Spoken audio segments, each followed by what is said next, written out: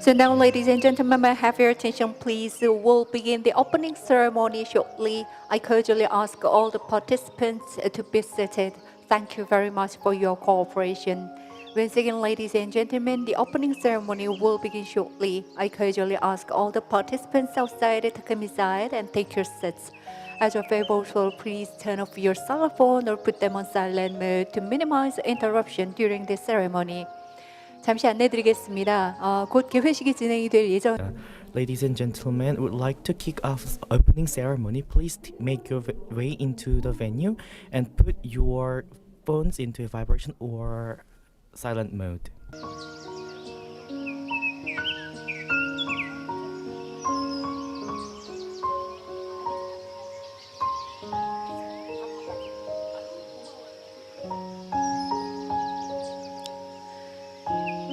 And also, ladies and gentlemen, I have an announcement to make about the interpretation. I will provide you the simultaneous interpretation. Those who need the professional interpretation, please use your receivers. Channel 1 for Korean, 2 for English, 3 for Persian. 그리고 오늘 행사는 Would like to provide simultaneous interpretation service, channel 1 for Korean and 2 for English and 3 for Persi. So please use your receivers. 고맙습니다. Thank you.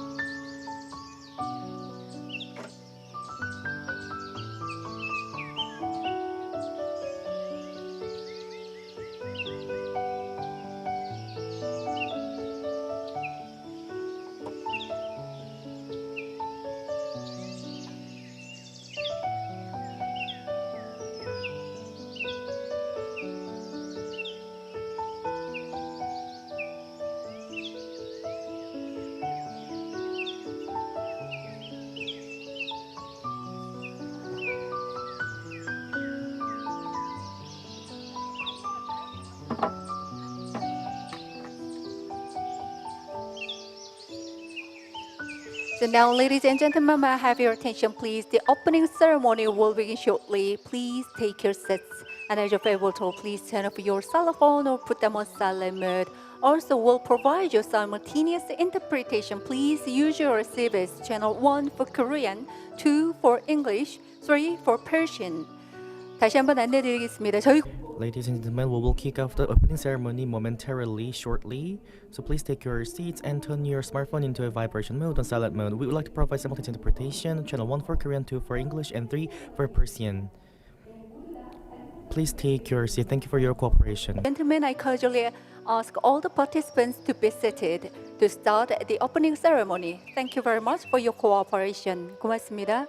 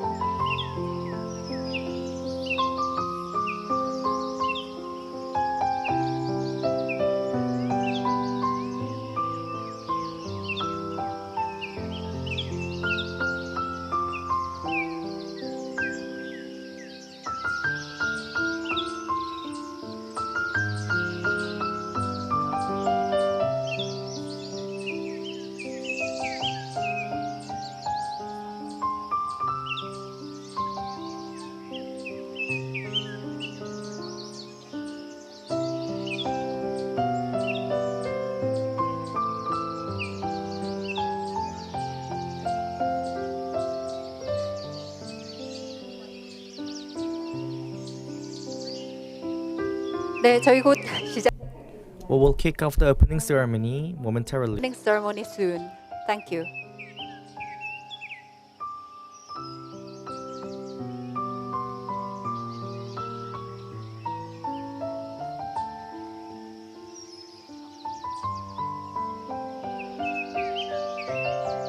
So now, ladies and gentlemen, please welcome our honorable guest of this event with a big hand. Mr. David Stewart, representing F.W. de Klerk Foundation.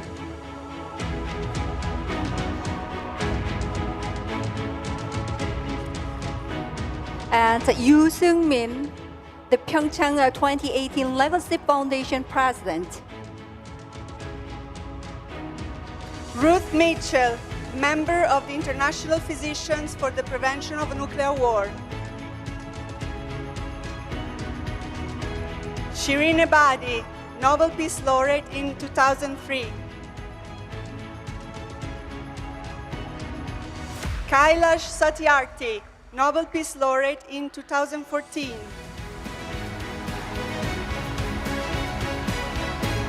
Ekaterina Zagladina, President of the Permanent Secretariat of the World Summit of Nobel Peace Laureates. And please welcome the Mayor of Pyeongchang, Shim Tae-gu. Leima Bowie, Nobel Peace Laureate in 2011.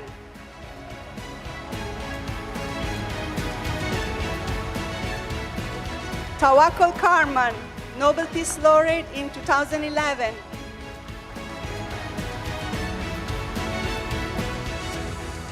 Wided Bushamawi, Nobel Peace Laureate in 2015. Ira Helfand, member of international campaign to abolish nuclear weapons. And Gino Park, Gangwon Ilbo newspaper CEO.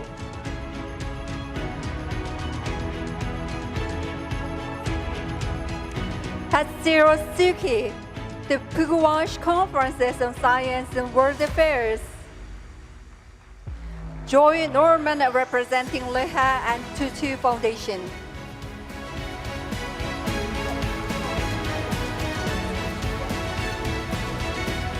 So welcome all our distinguished guests on stage to this event. Ladies and gentlemen, would like to take a photo before we begin the opening ceremony. Why don't you give another big round of applause to our distinguished guests who has been devoting their whole life for the world peace. I don't think this is enough to cheer on this event. Ladies and gentlemen, we need additional big round of applause to begin this opening ceremony with our distinguished guests.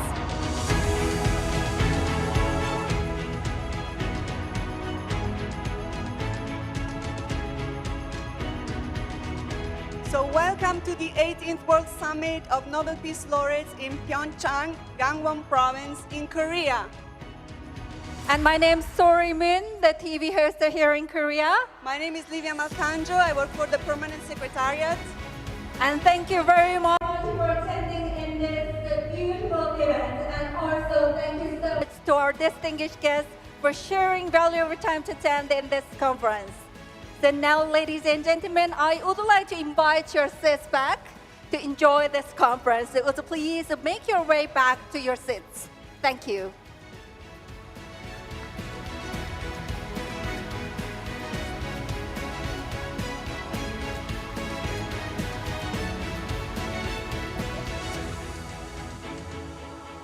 Thank you very much. As you may all be aware, the World Summit of Nobel Peace Laureates was founded by 1990 Nobel Prize laureates and the former Soviet Union United leader Mikhail Gorbachev to establish world peace. And later, it developed into a forum of open discussion by gathering a Nobel Prize laureates to tackle humanity's task of relieving tension and strife, as well as search for methods to establish world peace. After the first conference in 1999 in Rome, Italy, the event has been held in landmark cities of the world, such as Paris, France, Berlin, Germany, Hiroshima, Japan, Chicago, USA, etc. So as a Korean, it is beautiful to think it is being held here in Pyeongchang, Republic of Korea. So please welcome now the President of the Permanent Secretariat of the World Summit of Nobel Peace Laureates, Ekaterina Zagladina, for her welcome speech. You're welcome.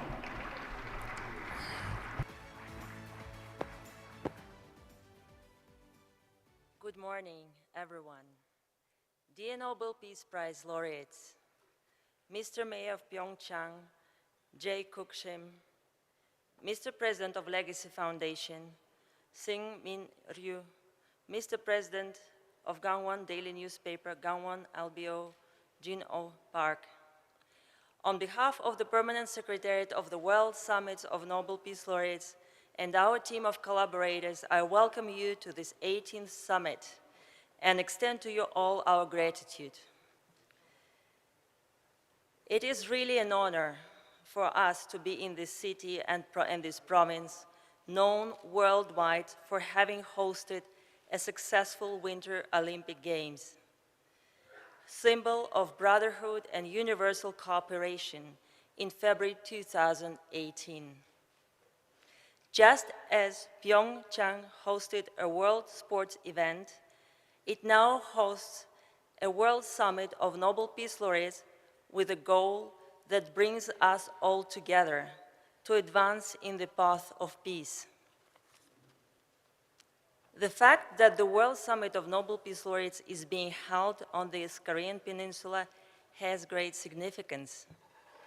Korea and its unfinished war, as well as many other ongoing wars, are for the world open wounds that we all want to finally heal. Conflicts, tensions, and divisions are part of the global landscape in various parts of the planet. More than 3/4 of a century after the end of World War II, human beings keep choosing self-destruction and negative reality, though we have the choice to construct a positive reality and build bridges of dialogue and cooperation. This destructive reality can be changed through inner peace because external peace is only possible as a reflection of the true internal peace of a human. If we produce anger, the world around us reflects anger. But if we produce harmony, the world around us flourishes with mutual understanding and cooperation. All this is an internal work to achieve the expression of our real being. An internal work that leads to imagine and make true a world based on the ethics and peace. Current challenging reality can be changed by the will of humans themselves and their consciousness of every thought, emotion, and action they take. This means being conscious of the consequences that our thoughts, words, and actions can produce. It is just a justification for ourselves by saying that circumstances force us to act against peace. We are perfectly able to make free will choice. Peace over war, love over hate, and harmony over fear. It is a matter of inner work. Sometimes there seems to be no way out in sight. Sometimes we see everything is predefined in boxes, maintain the illusion of duality, good and bad, bitter or sweet, and concentrate on the shadows of these two options instead of following the trail of light. But light is powerful, more powerful than shadows.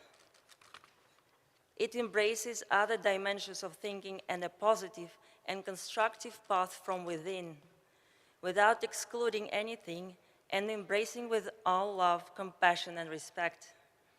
This path to peace also comes through understanding of our unity. We are like cells in the same body as planets and stars of the same galaxy, and we have to realize that we will only be healthy and peaceful and happy when all the cells of our body are healthy. Attacking others is as self-destructive as one cell attacks the other. The only way to protect our existence is to protect everyone's existence. Unity and cooperation are much stronger than the tendency to division and conflict. The tool which helps to live in unity is life with ethics. It is life where there is a cooperation instead of competition, and empathy instead of division.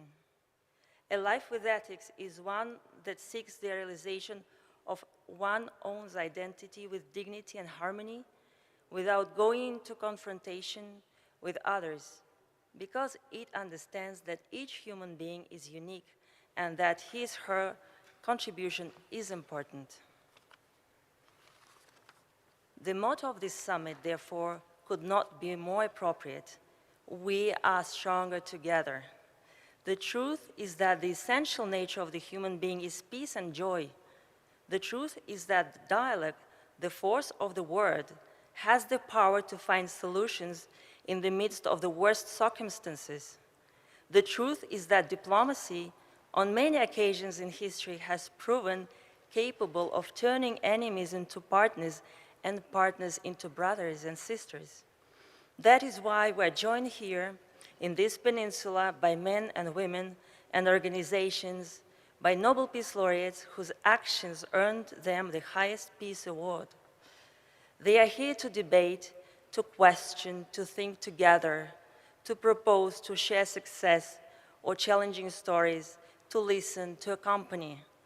We are here above all to declare, with the strength of 8 billion human beings who inhabit this planet, that humanity is capable of achieving peace and unity.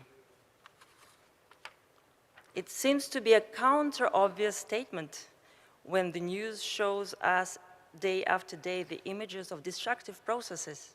Nevertheless, we have been holding these summits for many years, and we hold this meeting in Pyeongchang in particular to demonstrate that regardless the wall of hate and fear, we can see the essential truth of the human being, which is only peace and harmony.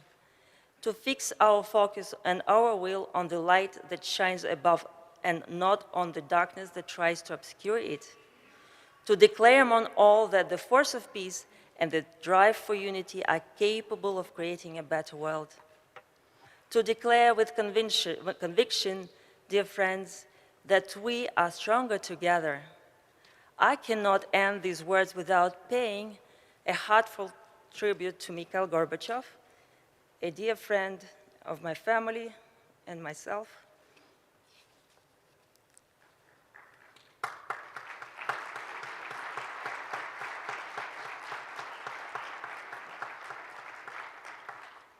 A great leader, not only of Russia, but of the entire world.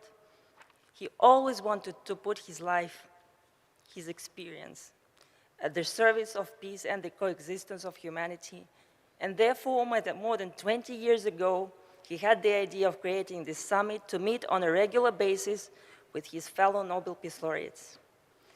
If we are gathered here together, it is thanks to his global vision, his passion for peace, his human values, his moral strength, and his unique way of leadership.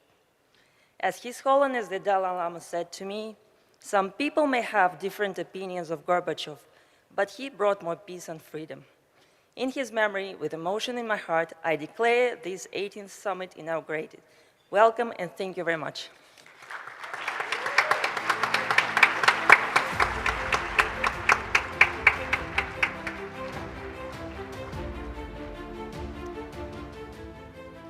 That is right. Let us all take a moment of silence for Mikhail Gorbachev. We have prepared a commemorative video clip in honor of his legacy. Let's all watch. I would like to express once again my deep gratitude to the Nobel Committee for being highly estimated for my commitment in the field of the foreign policy. I perceive this. Through this, I see the organization's attitude to the perestroika reconstructing processes. On the 15th October 1990, the first and only president of the USSR became a Nobel Peace Prize laureate. Due to the tense political situation in the Soviet Union, Mikhail Gorbachev wasn't able to visit the Norwegian capital until the following summer to give his first Nobel lecture in Oslo. The man who changed the course of history, opened the Iron Curtain, and rid the world of the threat of nuclear war was so aware of his role in the international community. To make the right word historical choice now, not to miss the great chance at the turn of the centuries and millennia, to make the current very difficult transition to a peaceful world order. As far as fundamental choice is concerned, pressure from neither the right nor the left will dissuade me from the position of perestroika and new thinking. The choice is final, and I have no intention of changing it.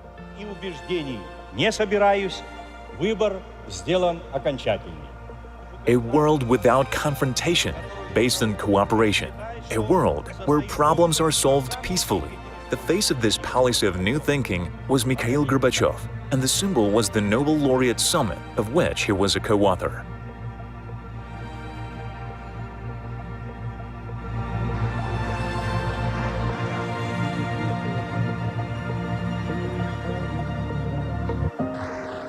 Since 1999, the Nobel Peace Prize Summit has become a platform for debate on the most pressing issues: human rights, sustainable development, the environment, poverty. The best minds on the planet, those who have made a significant contribution to peace and put their heart and soul into the idea, come together to help find solutions to current problems, regardless of historical, ideological, religious, or cultural differences. In the United States of America, the summit was first held in 2012. That's a great responsibility, too, on all of us, on the current generation. What I would like to say is this. I think that the governments in many countries now understand the importance of youth. He said that the world of tomorrow is the world of today's youth. He did everything he could to get society to choose new ways of resolving conflicts. He was an optimist, even when there was no reason for this. He was able to negotiate, even when there seemed to be no chance. Thanks to him, the two nuclear powers have gone from confrontation to engagement, and even partly to partnership. The treaty between the USSR and the USA on the elimination of intermediate and short-range missiles bears the signatures of Ronald Reagan and Mikhail Gorbachev. Until his last days, he tried to contribute to the improvement of international relations, to promote the strengthening of peace and humanitarian cooperation. Ideologist, reformer, and philanthropist Mikhail Gorbachev died in 2022. But his beliefs and his associates remained. Дело его будет жить. Горбачев. His legacy will live on. Gorbachev never saw politics as an extension of war, and war as an extension of politics. He wanted to break this link between politics and war. He wanted there to be another link between politics and morality and integrity. I think the Nobel Laureates will fight for that. Я думаю, что Нобелевские лауреаты за это будут бороться.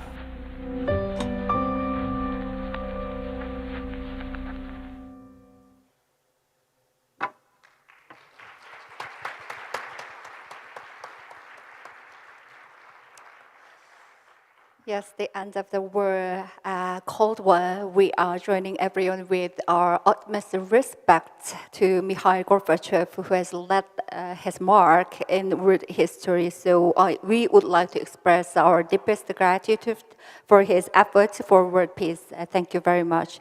And so following next, as the place we are in now is a place called Pyeongchang. So the mayor of Pyeongchang is also here with us today. So I would like to invite to the podium the mayor of Pyeongchang, Jae-guk Shim. Please welcome him.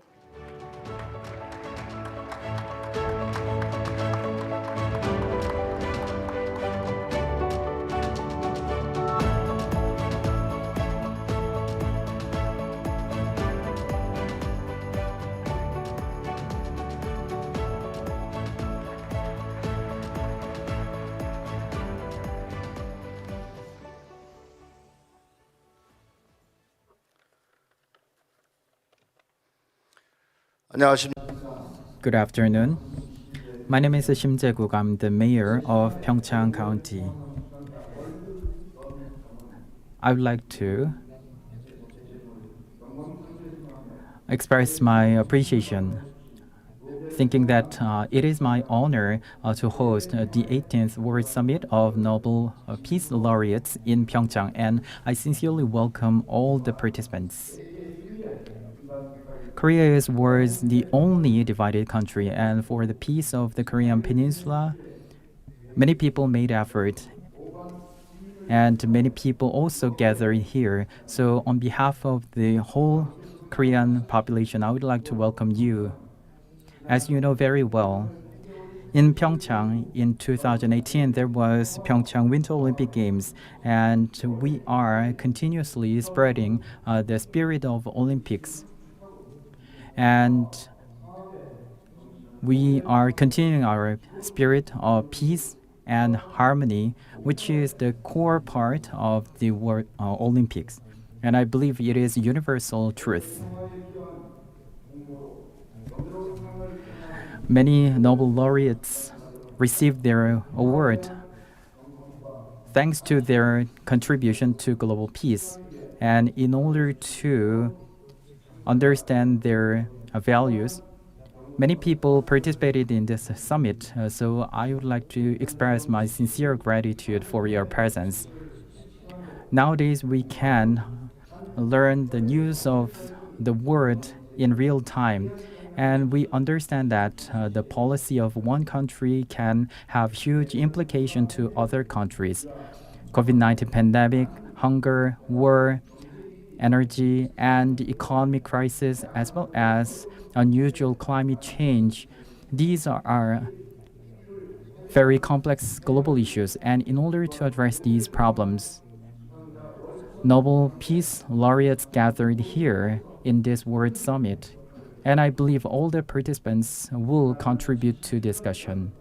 72 years ago, there was a Korean War, and despite the support of the UN, within just 3 years, the entire country has been ruined, and Korea became the poorest country in the world. We have this sad history. However, now Korea became an advanced country by hosting Summer Olympic Games and Winter Olympic Games. And we also achieved economic development pursuing freedom and equity. And Korea became one of the leading countries in the democratic camp. The theme of this summit is Stronger Together. And we have very strong belief in peace and prosperity. Nowadays, we have many problems, and I believe we can give very strong message to the world. I look forward to the discussion and the declaration of the peace in this World Summit of Nobel Peace Laureates, and I believe this will be a very meaningful time to contribute to the global peace. Thank you very much. We will now watch a warm-hearted video message kindly sent by President of Timor-Leste, Mr. José Ramos Horta, Nobel Peace Laureate in 1996, a very good friend of the summit. Let's take a look. Dear friends, ladies and gentlemen, it is with much regret that I'm not able to join you in Korea for the great meeting, the 18th World Summit of Nobel Peace Laureates. Being held in Korea at such a time that are very uncertain, unpredictable, dangerous for regional peace and security and for world peace and security as well. We are all well informed about the rising tensions in South China Sea, in the Korean Peninsula, and in particular in the ongoing war in Ukraine, in which all NATO countries are involved in the confrontation over Ukraine. Russia's invasion of Ukraine is entirely unjustifiable, is in complete violation of the United Nations Charter and the international law. However, any solution to this war going on in Europe has to be through dialogue between the parties directly involved, Ukraine and Russia, and everyone else outside the immediate region should encourage this dialogue.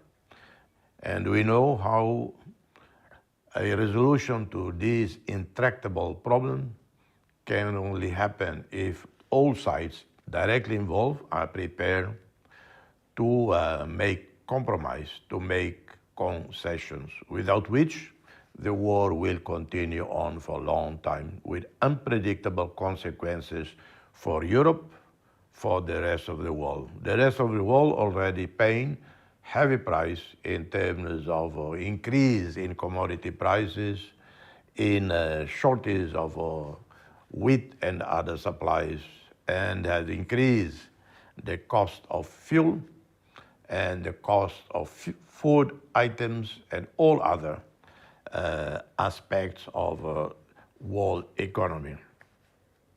But today I want to more focus in showing solidarity to the people of the Republic of Korea, whom I know well. I have visited the Republic of Korea countless times over the last 30 years. But at the same time, I wish to express my deep concern about the tragic situation in Myanmar, where thousands of people have been imprisoned, many thousands, tens of thousands uprooted from their cities, their towns, and hundreds and hundreds have been killed brutally by the military regime in Myanmar, with very little attention by the international community. I commend ASEAN leaders for their initiatives in trying to roll back the dictatorship, but so far with no avail. But at the same time, the United Nations, the Security Council, is totally incapacitated to even hold a meeting to discuss the situation in Myanmar. It is therefore incumbent upon us, Nobel laureates, to raise the voices, our voices, for the voices of the people of Myanmar.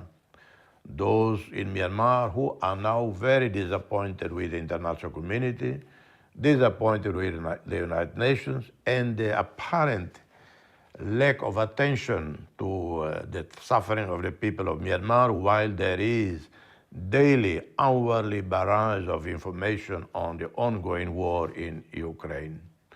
Other conflicts been going on for many years, Myanmar, Yemen, Syria, and the ongoing problem in Afghanistan all seem to have disappeared from the international community radar.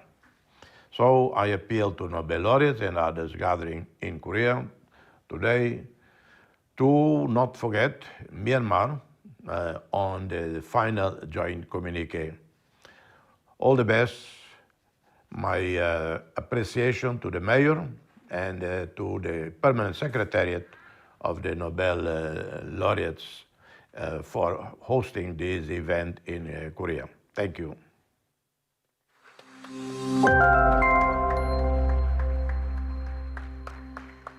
Thank you very much, Mr. President Salamo Surta, for not forgetting to send us important message for the world peace and to give a special message to Korean, where is the only divided country in the world. So now, ladies and gentlemen, let us hear the brief speech commemorating the opening of today's event, today's summit. So it is my great honor to invite to the podium the Nobel Peace Laureate, Honorable Tawakkul Karman, for the speech. Please welcome her.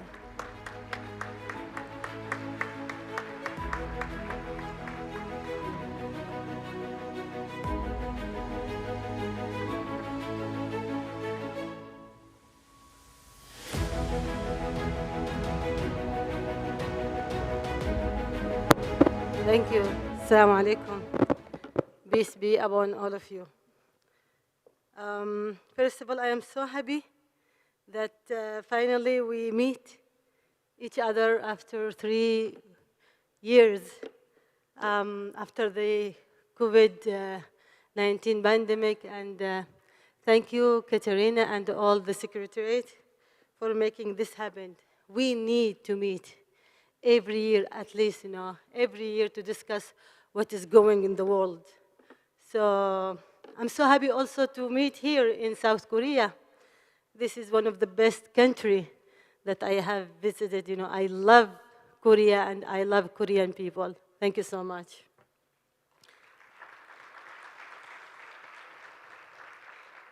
And also I want to say that Annyeong Jonin Achim. Is it correct? Okay, thank you. Okay, dear brothers and sisters, unfortunately, the world is not in order because of the increasing number of political instabilities and economic decline due to the coronavirus pandemic and because of the lack of reform policies and measures in most countries in the world. Under these critical circumstances, regimes that tend to adopt authoritarian policies are on the rise, posing an existential threat to democracy. We all know that departure from democracy is the greatest threat to the international peace and security. Democracy not only creates a genuine political process, but also supports and consolidates peace internally and externally. Those who are negative towards democracy tend to be authoritarian and never hesitate to commit human rights violations. Here, I would like to point out the biggest threat to democracy and human rights at present, which is racism.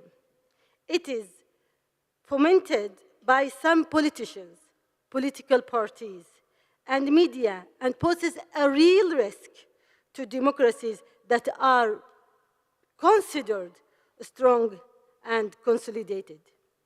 We should remember that democracy has nothing to do with an atmosphere of hatred, fanaticism, and extremism. It is perhaps appropriate to point out also the great political rise of the far right, of some currents and trends driven by authoritarian and racist ideas and theories, as well as discourse that incites extremism and hatred.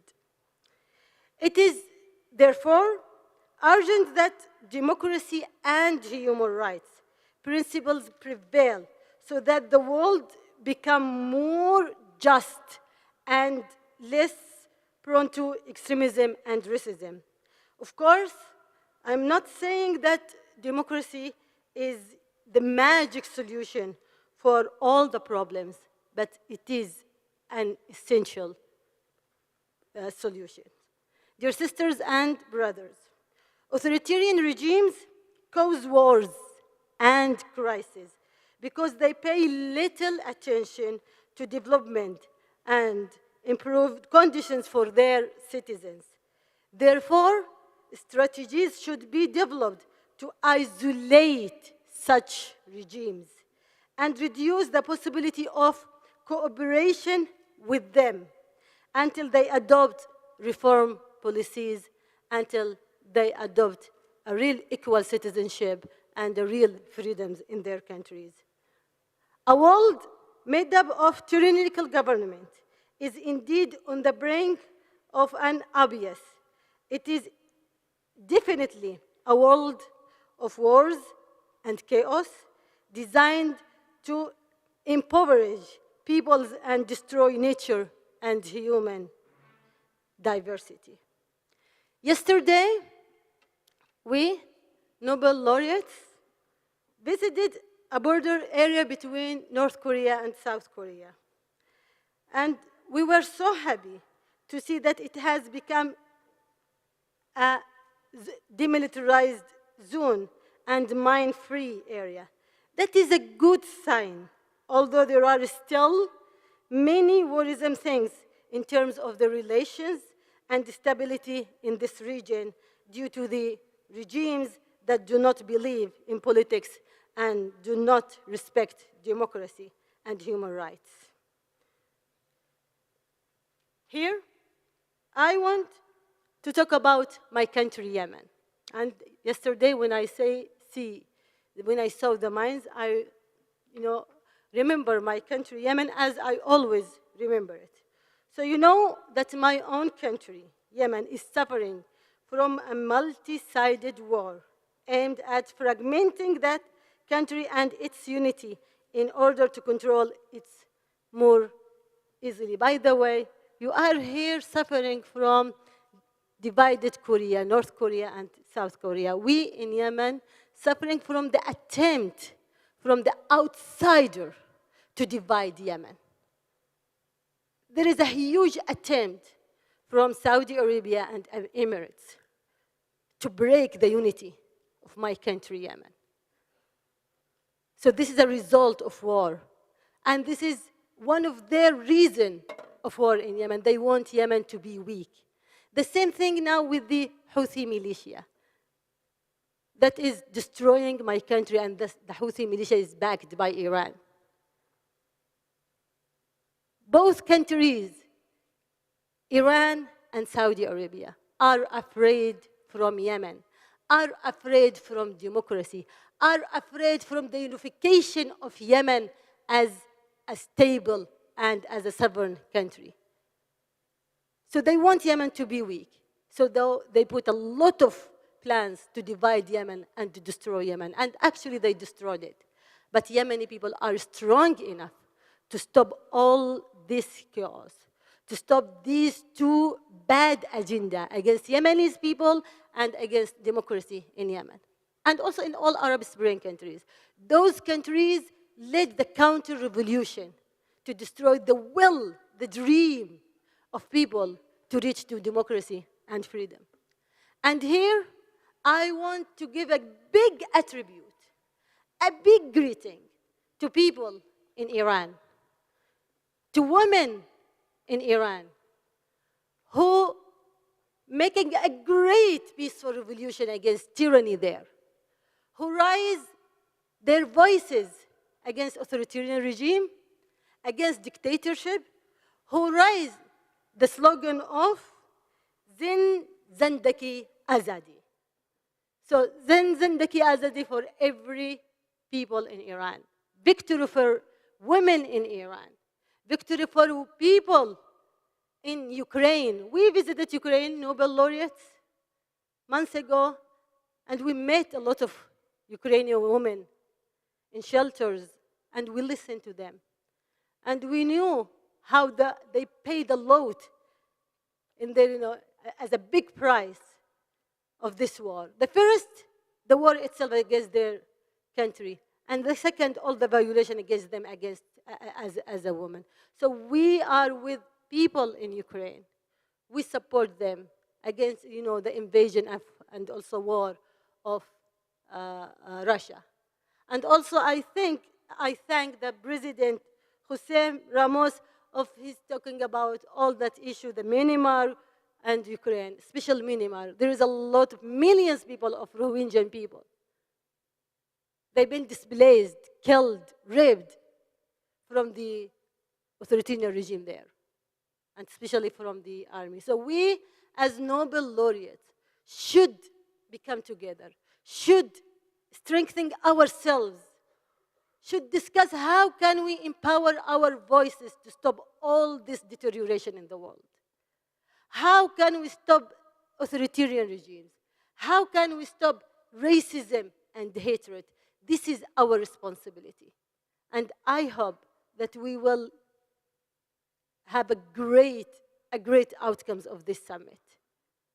It's our responsibility to make this world peace and to make this world free from tyrannies and dictatorship, injustice, racism, and terrorism. Thank you so much.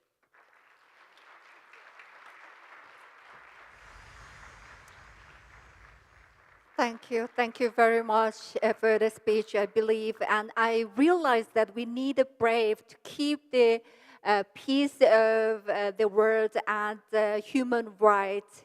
So, and I wish for the peace of Central Asia, especially. So now, ladies and gentlemen, following next, we'll have the memorial speech for Laureates and Livia Mercantile, the author for the Being Mobile, which is a lovely book. So she will help us to give us the speech for the book and the all Nobel laureates. Why don't we give another big round of applause to welcome her once again.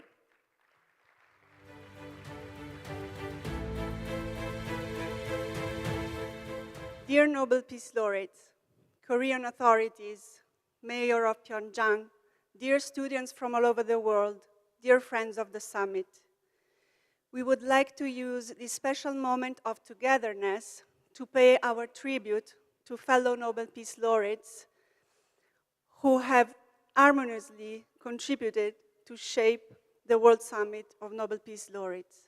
Unfortunately, they recently passed away after a full, passionate life as leaders who put their lives at the service of others. And although they're not with us anymore, their legacy will remain in our hearts and in our attitudes. They were some of the most courageous Nobel Peace Prize winners, whose values and support during the 20 years will continue to grow along with the summit.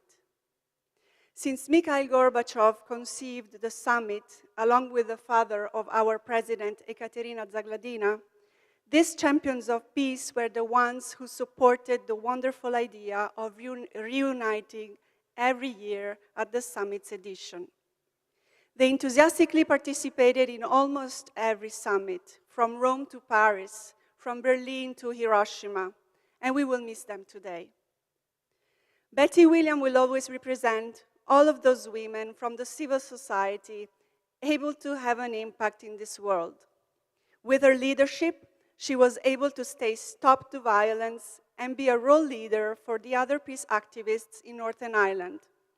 She was the fourth woman to ever receive the Nobel Peace Prize, paving the way to the following women who today make a big group of 19.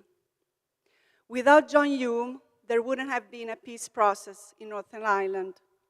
Without David Trimble, there wouldn't have been an agreement between Northern Ireland and the United Kingdom. The three of them helped putting an end to terrorism in their beloved land. Desmond Tutu has taught us that neutrality can be the greatest enemy of peace. He put a spotlight to apartheid, and when the institutionalized racial segregation was finally dismantled by President F.W. de Klerk, Tutu did not incite revenge, but put forgiveness and reconciliation, along with President Nelson Mandela. At the Permanent Secretariat of the World Summit, we substantially grow up with their ideas and indications on how to enhance the summit, on how to develop our education program, where students today can learn about their legacy and build their future. Dear President Gorbachev, if we are here today in Pyeongchang, we mainly owe it to you, and thank you for having given us some decades of world peace. Who else would have been capable of it?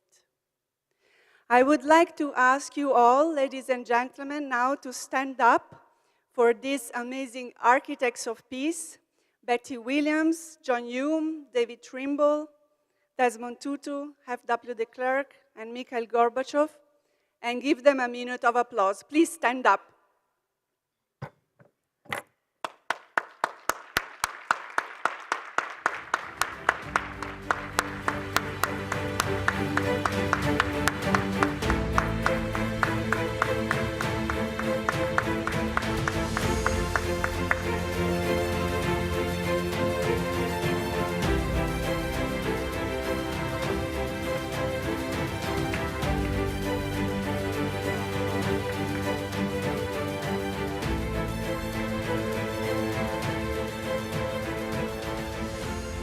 We will never forget them. Thank you very much.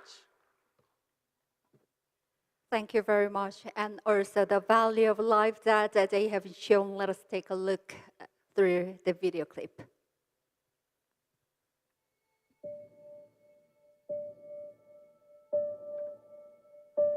In a situation of injustice and oppression, there can be no neutrality. You have to take sides. You have to say, am I on the side of justice or am I on the side of injustice? In any country, minorities should be accommodated in a meaningful way. Managing diversity, not stamping out diversity. Peace means non-discrimination on any basis whatsoever. So peace is a state of mind. We have to think and think hard, but if we do not have compassion before we start thinking, then we are quite likely to start fighting over theories. The essence of our unity is respect for diversity, not fighting about it. And that is the philosophy of peace. Then we will be creating a world in which war and conflict will be left behind. We see this agreement, this treaty, as addressing the wounds that have damaged our society. There you are.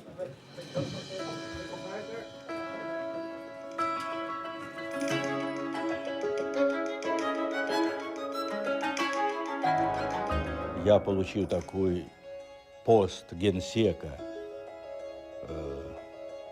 царский пост, и не стал упиваться властью, начал ее трансформировать, это уже идет от моих демократических убеждений. Это во мне было и в молодости, и это стало моим, так сказать, определяющим. Это стало моя кредо, приверженность демократии.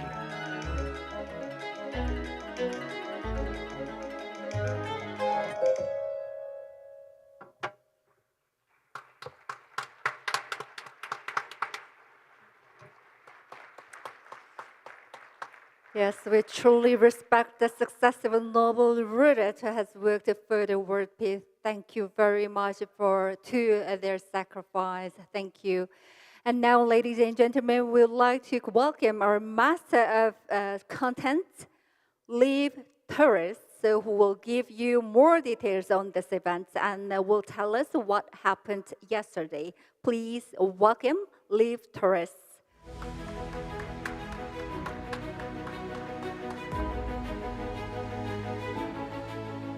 Nobel laureates, mayor, and distinguished political team from Korea, friends, and not the least, all the amazing youth that is gathered here.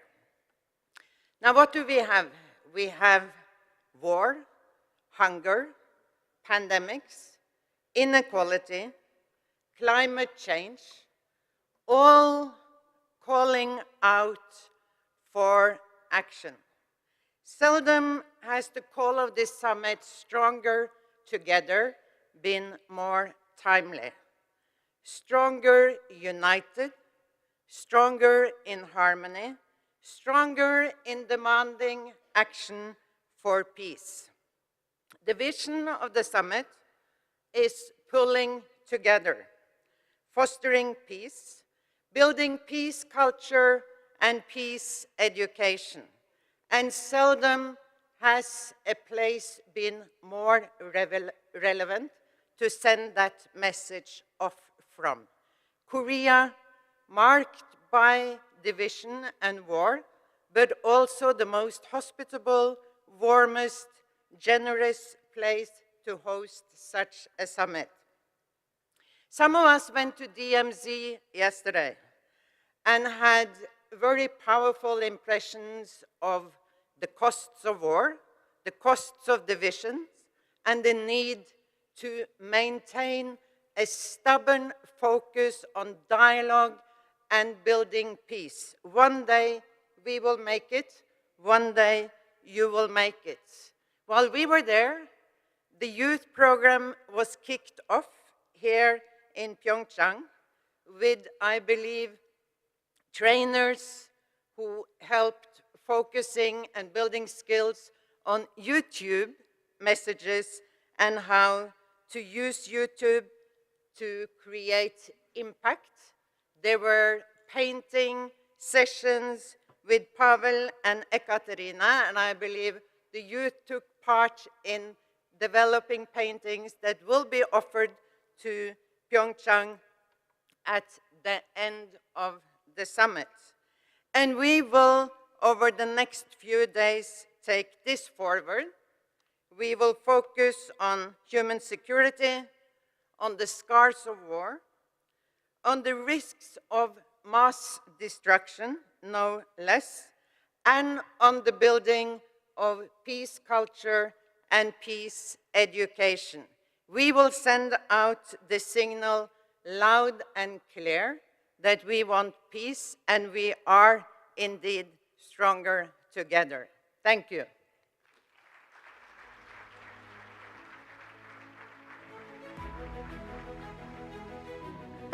Thank you very much for your introduction of this event and also the DMG tour held on the topic of the peace. So we'll listen to the briefing on our venture towards peace from the Liv Torres, the master of this event. We made a record of the DMG tour on video as well. So let us catch a glimpse of its vivid side.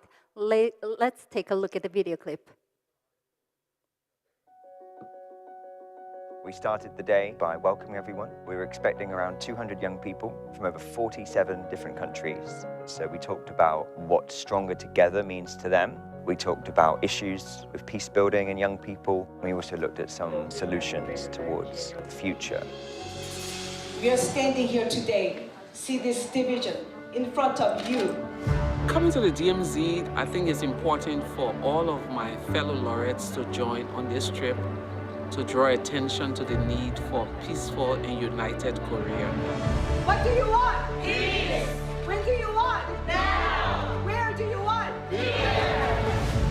It's very important and symbolical to come here along with Nobel Peace Laureates because it reminds us that we are one and any separation and division does not bring humanity to a positive path. It doesn't matter where we are in the world, we are all connected because our stories are very similar.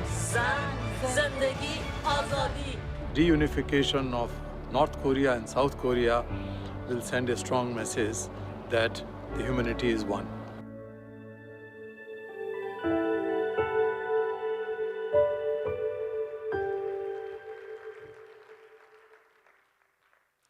Yes, this is quite emotional. A story of peace being unfolded in the only divided nation.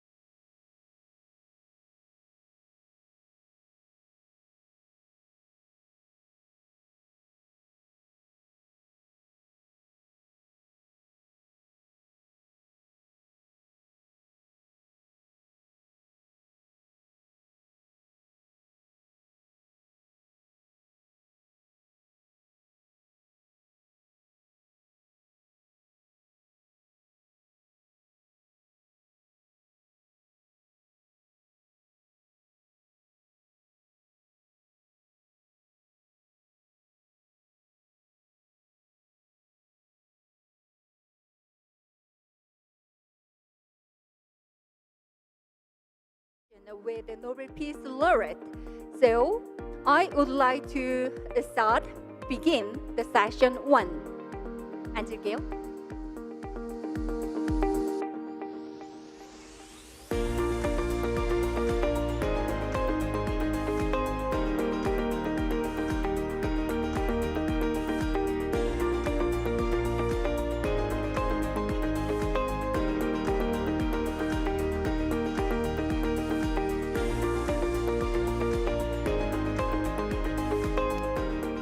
So now, ladies and gentlemen, before we start, I would like to make an announcement. Please be seated to begin the grand session with the title of Stronger Together, which is quite important session of this event. So please be seated. I cordially ask all the participants to be seated. And I would like to inform about this in Korean as well. 지금부터 We'll kick off the grand panel session 1. Please take your seats. Once again, I urge you to turn your smartphone into a vibration or silence mode. Cell phone or put them on silent mode to minimize interruption during the session. And also, I would like to give some information about simultaneous interpretation once again. We'll provide you the simultaneous interpretation. Please use your receivers, channel 1 for Korean, 2 for English, and 3 for Persian. Also in Korean. Channel 1 for Korean, 2 for English, and 3 for Persian. Please use your receiver to fully utilize the simultaneous interpretation services. I think it seems ready.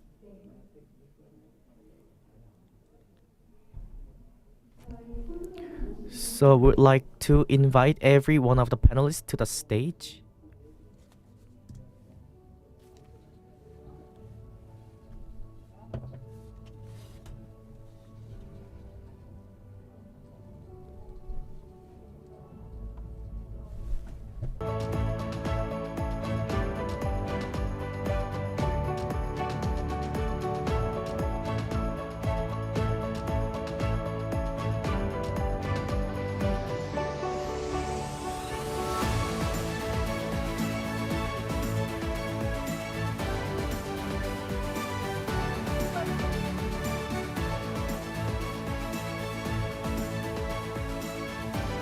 So now, ladies and gentlemen, as soon as our honored guests just take their seats, we will begin this session 1. So please wait for us for a while. Thank you very much for your cooperation. 저희 모두 오시는 대로.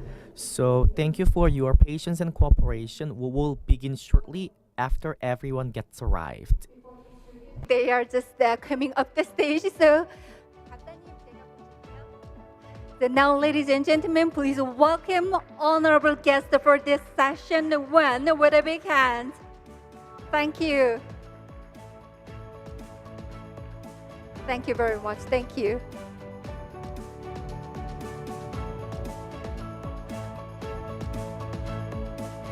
Thank you so much.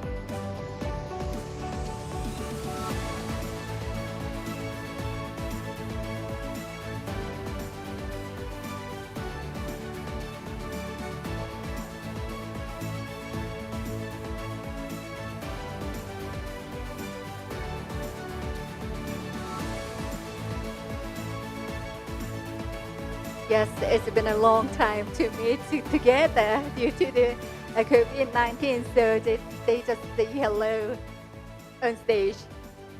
So after all our honorable guests sitting down, I would like to begin the session 1. All right, so ladies and gentlemen and everyone, welcome to the grand panel session with the title of Stronger Together. My name is Sori Moon, the moderator of this session.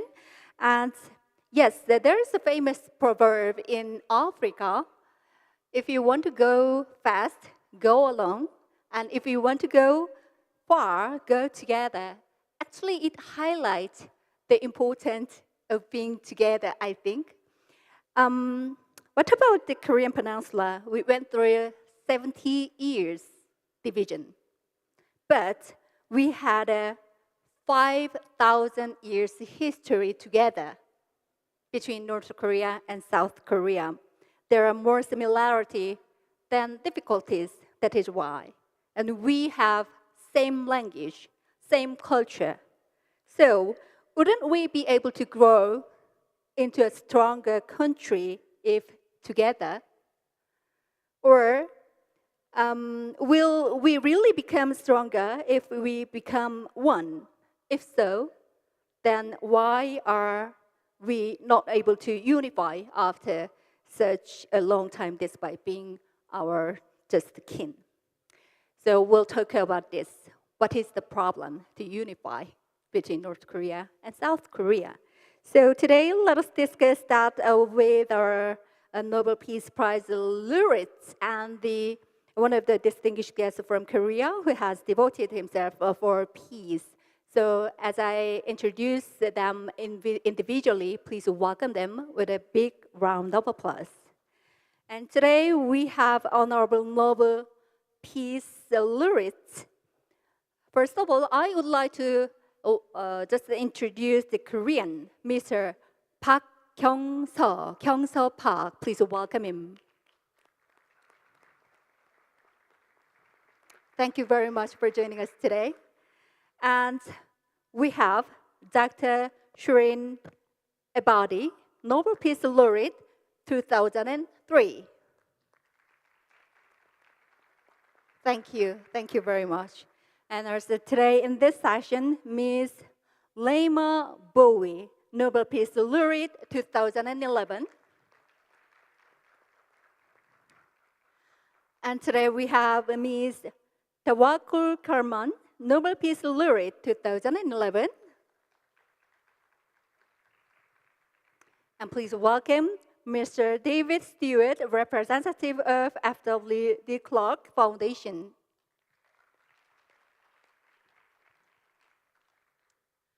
So before we start the discussion about the Korean Peninsula, let us hear the presentation from Mr. Kyung-seo Park about the situation of North Korea and South Korea. So ladies and gentlemen, once again, please welcome Mr. Park. Would you please give us your presentation about the situation of Korean Peninsula?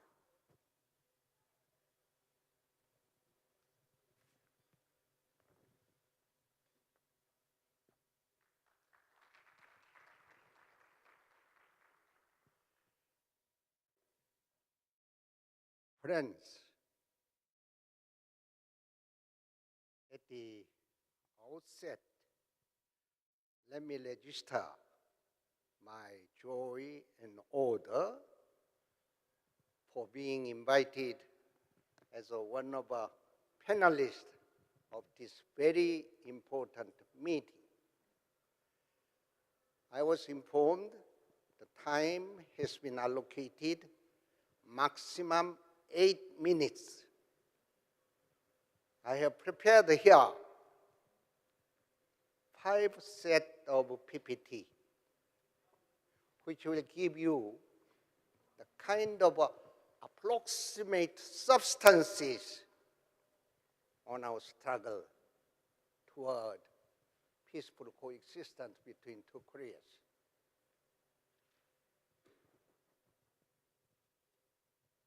You have come here to strengthen our struggle,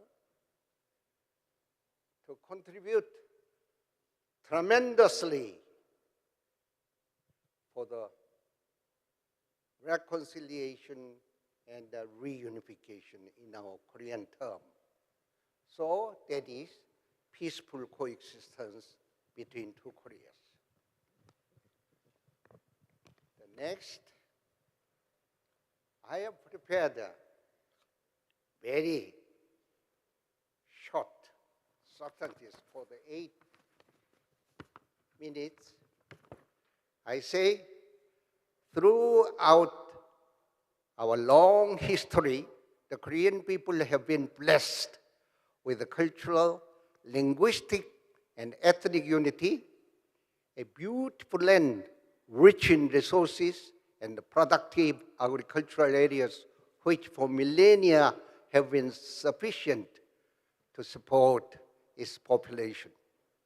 The land is small, roughly the size of state of Minnesota in USA, and estimated 73 million people live there, 1/3 north and 2/3 south of demarcation line. Korea has never posed a threat to its powerful neighbors, China, Russia, or Japan. But it's a key strategic position bringing Asia and the Pacific made these oft aggressive powers anxious to dominate the peninsula. Japan's main island are located a scant 120 miles to the southeast. About the same distance to the west lies China's Shandong Peninsula. Korea shares its northern border for about 150 miles with China and for 11 miles in the northeast with Russia. 75 miles further north is Vladivostok, one of Russia's principal naval bases and a vital outlet to the Pacific. Korea has historically been a focus of contention among Northeast Asian powers eager to shore up their strategic defenses or have a base from which to launch attacks against others. It is not surprising, therefore, that when the United States posed its manifest destiny, quote and unquote, into Asia and Pacific in the late 19th century, it also viewed Korea as a pawn to be conquered, controlled, neutralized, or traded in order to attain or preserve control over other territories. In the 1905 famous Taft-Katsura Agreement, for example, the USA accepted Japan's ambitions regarding Korea on condition that the US would have a free hand in the Philippines. For centuries, Korea has been a barometer of a political climate of its region. Since 1945, it has become an indicator of a state of peace and security in the world. It was over control of this land that Cold War produced its first hot regional war, which claimed about 4 million casualties, including Red Army at that time, China.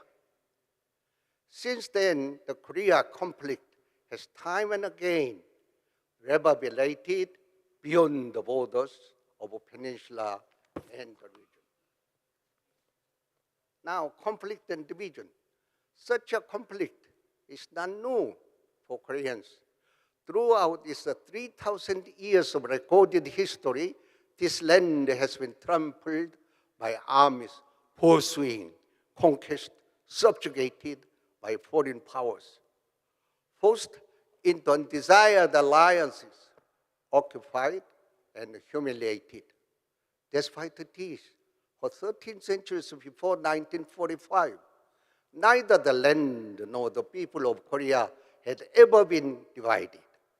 Therein lies both the tragedy of the division and the hope that it can be overcome. People so bound together over millennia do not easily forget their common ancestry, history, tradition, language, and culture, nor readily accept the division of their nation and the land. The struggle for peaceful coexistence between North and South by the Korean people, 53 million together, 73 million, it is mistake.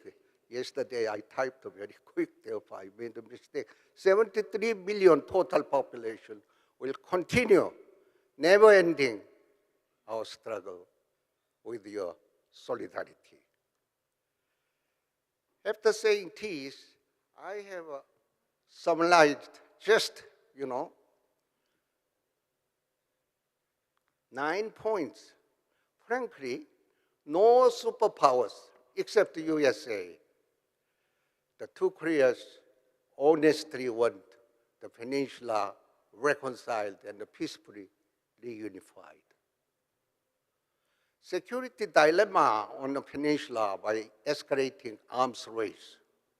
Tired and fatigued by the people because 74 years too long, young generation became indifferent. Humanitarian principle should be welcomed by the United Nations Sanction Committee. I say this because when I was serving as a president of Korean Red Cross, I have conducted 21st family reunion among the separate families with a number of around 1,000 in Keungang Mountain, 2018, August 21 up to 28. I agreed with the North Korean partners that time to prepare 22nd of a family reunion, but we are blocked by the USA working group, US-Korea working group, as well as UN Sanction Committee. Even if it is a genuine humanitarian cooperation, still the blockage is there. No family reunion will be exercised. But I do hope very much it will continue. International solidarity like you. Your coming, as I have said, it is a great help for us to continue our struggle toward the peaceful coexistence among the two Koreas. NGO initiatives and participation should be welcomed by either government, North and South. And the peace education, advocacy work are extremely important. Two Korea plus superpowers, USA, China, Russia, Japan, should agree all together. Unfortunately, we missed this opportunity in 1990. When I have met Mikhail Gorbachev with Kim Dae-jung together, 2002 in Seoul. That time, he encouraged the Korean people that we have to go ahead for the reconciliation and reunification. Therefore, your coming has been again very alive in our spirituality and in our struggle also. Even if Mikhail Gorbachev and Dr. Kim Dae-jung passed away, we are missing all very much. I have used already 8 minutes here. So as I will conduct and moderate tomorrow, second session morning, so if there is anything missing, then I will be with you until the lunch time, then we will discuss among ourselves. Thank you very much. Thank you. Thank you very much. Of course, I don't think that it is enough time to look through the problem and the history of Korean Peninsula to unify. But we saw how the situation is in the peninsula briefly. And I think we would like to listen to our honored guests on stage's viewers, their points on the situation in the Korean Peninsula. So this situation in the peninsula may be different from an outsider perspective, not Korean. So I'll give you the microphone individually. Would you please give us your opinion regarding this presentation?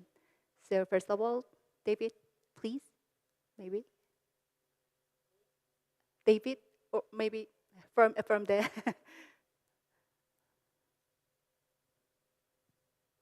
So what do you think about the situation in the Korean Peninsula? Well, as a foreigner, I don't really have enough experience of your history and your culture and the intricacies of your politics to make a meaningful comment. But what I can do is share with you our experience in South Africa and how we tried to build peace and bridge great divides. And I'd like to give the example of what Nelson Mandela did. When he was in prison, he studied Afrikaans. He got to know his warders. He got to understand the history of the Afrikaner people, because he realized if he wanted peace, he would have to address concerns. He would have to have a dialogue. So my advice from that would be to understand the people in the North. Understand the leadership, what motivates them. Break down the stereotypes that you have developed. Try to understand their ideology. How deeply do they believe in it? What are the possibilities for changing the ideology?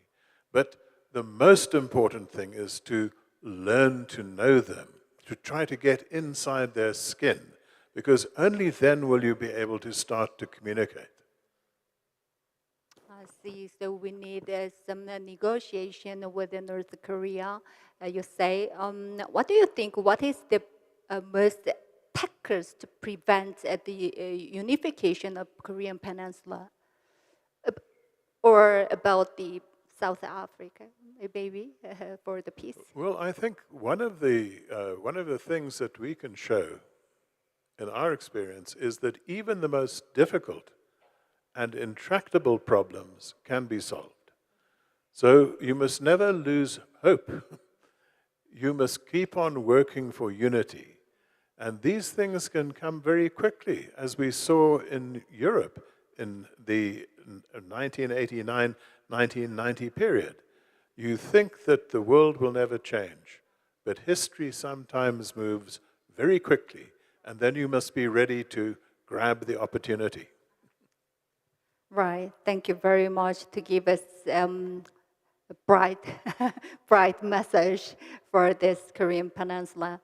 And now I'd like to pass out the microphone, Ms. Tawakkul Karman. What do you think? Would you please give us your opinion? I think the most important thing now is the unification between the nation itself. That the people in South Korea and North Korea, they define themselves as a one nation.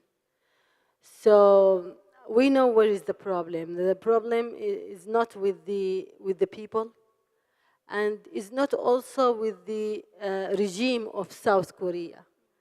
It's because of the dictatorship of the North Korea. So I think under the rule of dictatorship in anywhere, so the dictators doesn't want their people to be unified, to access to information, to enter to the globalization, etc., etc.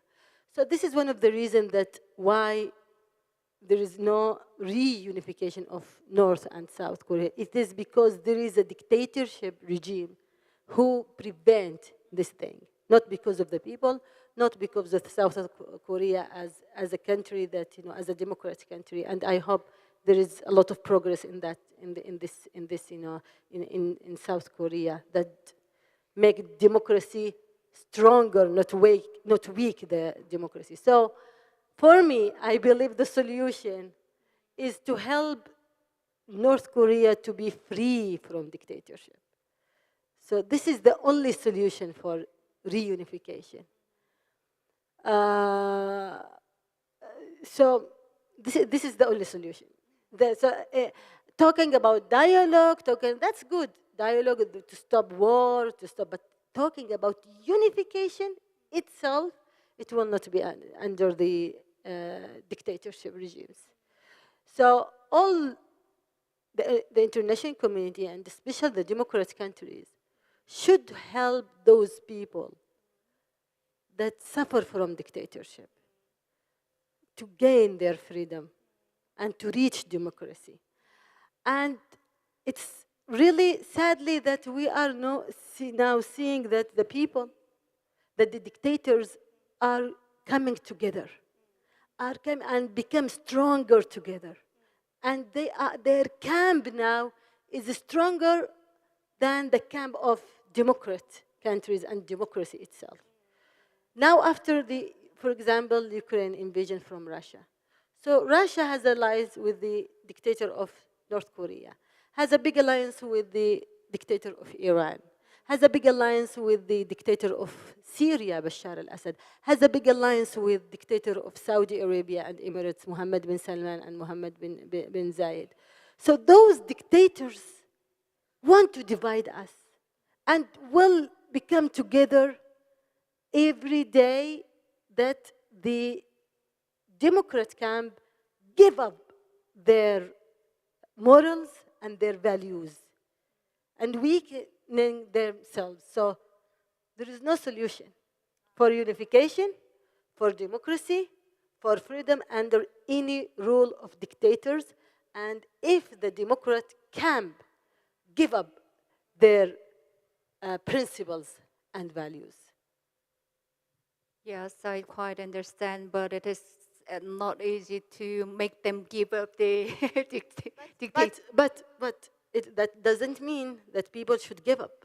People should continue their struggle, continue their beliefs on themselves, continue their hope, and continue their will and determination to stop these dictators from building bridges and walls and spreading hatred and waging wars and division between people. And I am really confident that people will prevail this battle. Special people here in Korea, special people in North Korea. We should support them. We should be with them. Well, thank you very much for your opinions. So during our distinguished guests just give their opinions, do not hesitate to interrupt to give your opinion. So just hold the microphone. And now I'd like to hear the opinion from the Shirin Abadi, Miss Shirin Abadi. So please.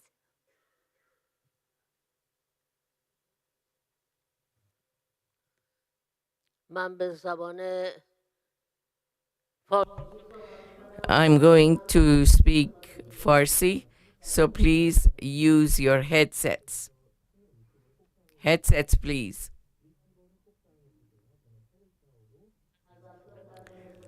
Please use your headsets. کانال 2 برای انگلیسی، 1 برای فارسی. So this is the 4th time that I'm coming to South Korea. The first time that I came here was in 2005. Every time that I have come to this country, I have seen the development in this country and the welfare of the people. And I think that I have to congratulate this country because notwithstanding all of the conflict that they have had with their northern neighbor, but the country has been growing. But why is it that the country is growing? And why is it that your northern neighbor, who speaks the same language, has the same culture, is deprived from this growth? I'm just going to make a comparison, and then I'll tell you what I want to conclude. You know that between my country, Iran, and Korea, there have always been political and commercial relations. good relations. I remember that 60 years ago, this country was really poor. It was after the war that you had. The country was not huge.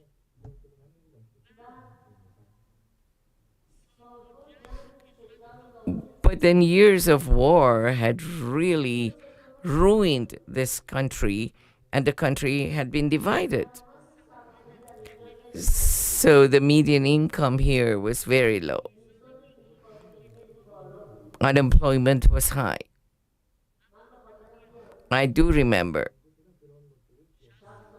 that 60 years ago, the engineers and the young people of Korea came to Iran in order to secure jobs. But now, what has happened? Compare the two countries together. Iran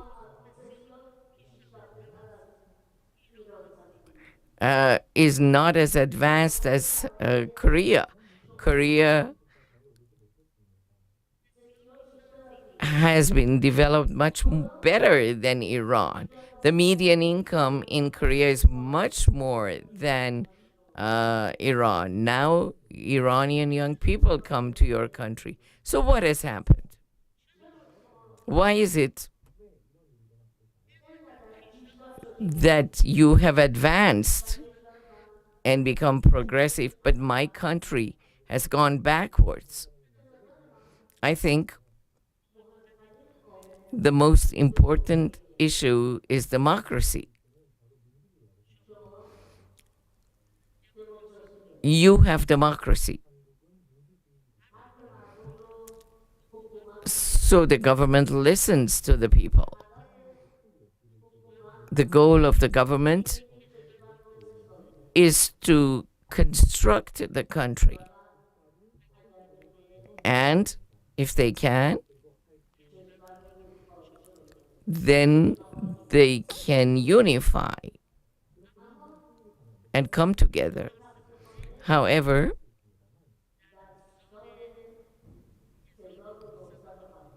in 1979, when there was a revolution in Iran, this revolution resulted in the worsening of the economy, political, and also ethics in Iran. And now all of our young people have to go to other countries for work, come to this country. Whereas 60 years ago, it was the other way around.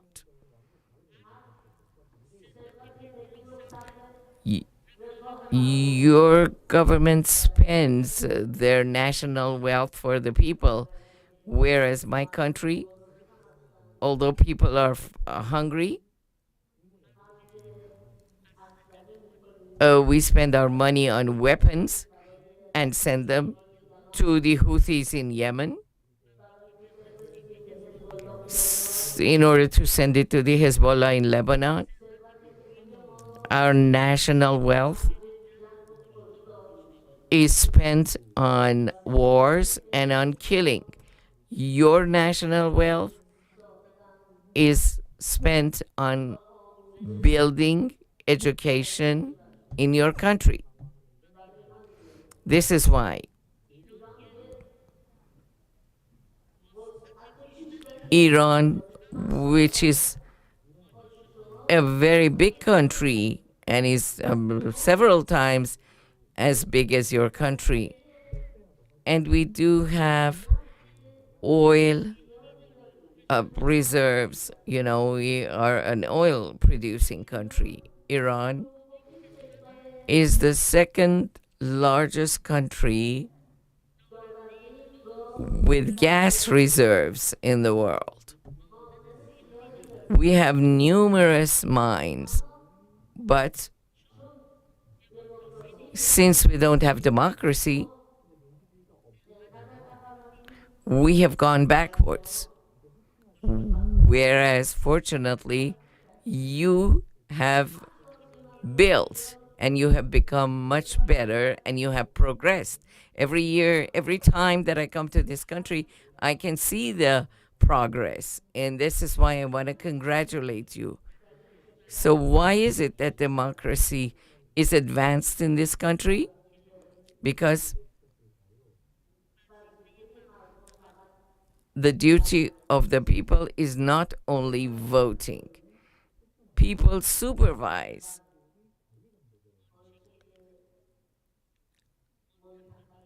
on what your elective representatives do.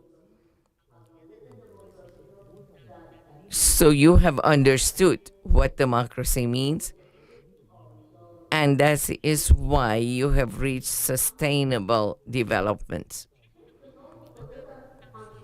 But what about your northern neighbor? Do they have welfare? Do they have enough food? Besides missiles and war, do they have any other industry? So you can rest assured that the people of Northern Korea will rise for democracy. And that is the day that you will get together and you will unify. Thank you for having given me the time to talk a lot.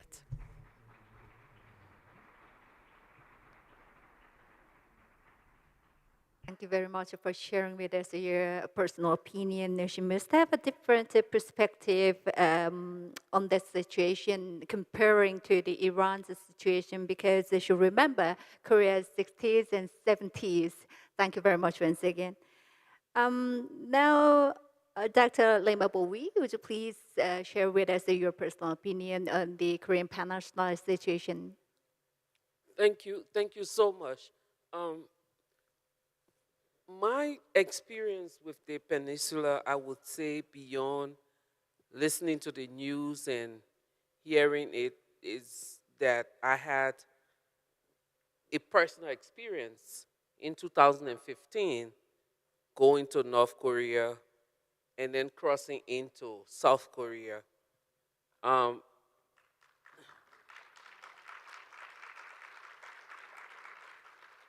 It was a journey that if I was asked to take again, I would take.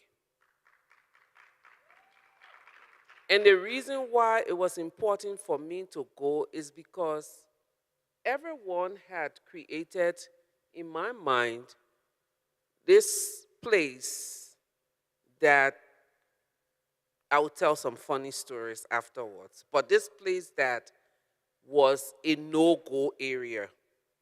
And the reason why I was even more determined to go was because from the moment the press release went out that myself and Mairead Maguire, the other Nobel laureate, would be a part of the delegation, we started getting hate messages.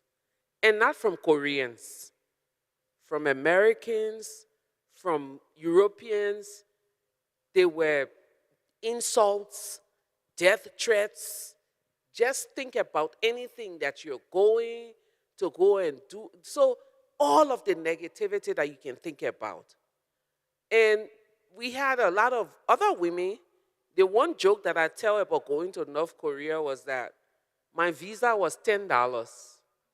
The Americans had to pay over $100 and something. So if my visa is $10, I'm the least hostage. If there was ever to be a hostage situation, no one would want me. We got into North Korea, and it was a citizen-to-citizen interaction. We sat with women who whose families are still here. There were tears. But what dawned on me was that as someone who survived a civil war, their experiences were the same. Though my nation was not divided into half, but the impact of war is the same regardless if you're from Liberia or if you're from North Korea. On that journey, I was given an angel, a hostess, like I've been given here, a young lady who was with me all through the day. And one of the days, I wasn't feeling well, and she sat next to me, but we had a very good conversation. And the one thing that I can say is that the center of any conflict is the people. Those who are impacted by the conflict. This young girl was like my daughter, who had dreams and hope. But when people talk about North Korea, it is always about the nuclear, it's always about the politicians. No one really stopped to say, what's happening to the humans? How are they faring in there? We went to schools, we saw children, and I won't go into details, but as a mother, it also broke my heart. Then we left North and came to South, and we met with women here and had a conversation. I will make a bold statement that, and you asked my opinion, so I'm going to give it. I think over the years, the North and South Korea crisis, the people who matter have become observers to their own issue. And it has become about world power, superpower, and the major players who are everyday people have no say in what happens. So what is my opinion when it comes to the unification of Korea? Until the Americans step out, until all of the superpowers in the world step out, there will be no peace. Peace will only happen if North and South Korea decide, outside of all of those external parties, that this is it. People need to begin to say, let's have a conversation. Yesterday it broke my heart when someone said, how many million people is now down to 45,000? Those are families, those are individuals. And for each and every one of us in this room, until we can begin to reimagine peace from the perspective of our collective humanity, and not from the perspective of Democrats, Republicans, Russia, North Korea, China, politicians, and all of these different things, we may never ever see peace. And until we begin to say these things boldly, we are at another risk of Russia and Ukraine being another long history of war. God forbid that we continue on the trend of men in suits, people talking politics. Russia and Ukraine may not see peace, or Ukraine may not see peace, because it will continue to be a political bargaining game. I think it is important for us, when we're beginning to track peace in all of these areas, let's track it from the perspective of people. When I left North Korea, I flew back to New York. And I was very anxious because I'm not American. Again, I'm African. I carry my Liberian passport, and I don't wear my Nobel medal on my neck. So I get to the border control in New York, and the guy took my passport, and he flipped it. Oh my God, you just came from North Korea. And I was like, okay, I'm about to be arrested. And he said, oh, did you see dead bodies and hungry people and dying people and scrawny children? And he just went on and on and on. And I was just standing there. And I said, contrary to that, no. I saw people, maybe not in the best condition, but they were people anyway. Wow, congratulations, you are brave that you went to that place. this tells that the propaganda has gone so deep until we begin to retell the story, we will forever see a divided Korea. And thank you.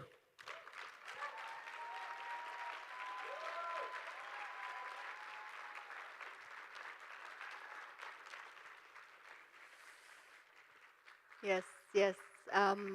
Quite impressive message. Actually, we seems to want to leave away from the complicated problem to prevent the unification of Korean Peninsula for Koreans. To be honest, at the Pyeongchang Winter Olympic Games, I was there as the master of ceremony, and when I met the North Korean people, I just yes, surprising, a little nervous to be honest. So after your message, I think I should change my idea and opinion about that, and that we should solve the problem to prevent the unification of Korean Peninsula by ourselves. Thank you very much for your message. Thank you. Can I just... Oh, yep. You gave us the permission to jump in. And I don't think it's just the Korean Peninsula. I think it's every conflict in every part of the world. No one should decide who has peace other than those who need peace. No one should decide who has democracy other than those who need democracy. Any kind of support from outside should be a support of a company. If I have a problem, I'm sitting in this chair. Yeah. If there's something in this chair that is paining me, you cannot come and tell me this is how you should stand up. All you can do is, if it is paining you, once you are able to stand, I'm here to hold your hand and take you downstairs. And I think if that is the attitude that we take into the world, that's fine. Secondly, when people begin to ask questions and do things, human to human, ask yourself as a South Korean, is there a journalist or a woman in North Korea with children? A few years ago, I was somewhere in the US and they were talking about death of children. And this mayor of a city was talking about our numbers, our numbers, our numbers. And I asked him, sir, by numbers you mean children that have died? And his response was yes. I say, those numbers are mothers who are crying for their babies. So every time someone talked about sanctions on North Korea, think about how many children will go to bed without food.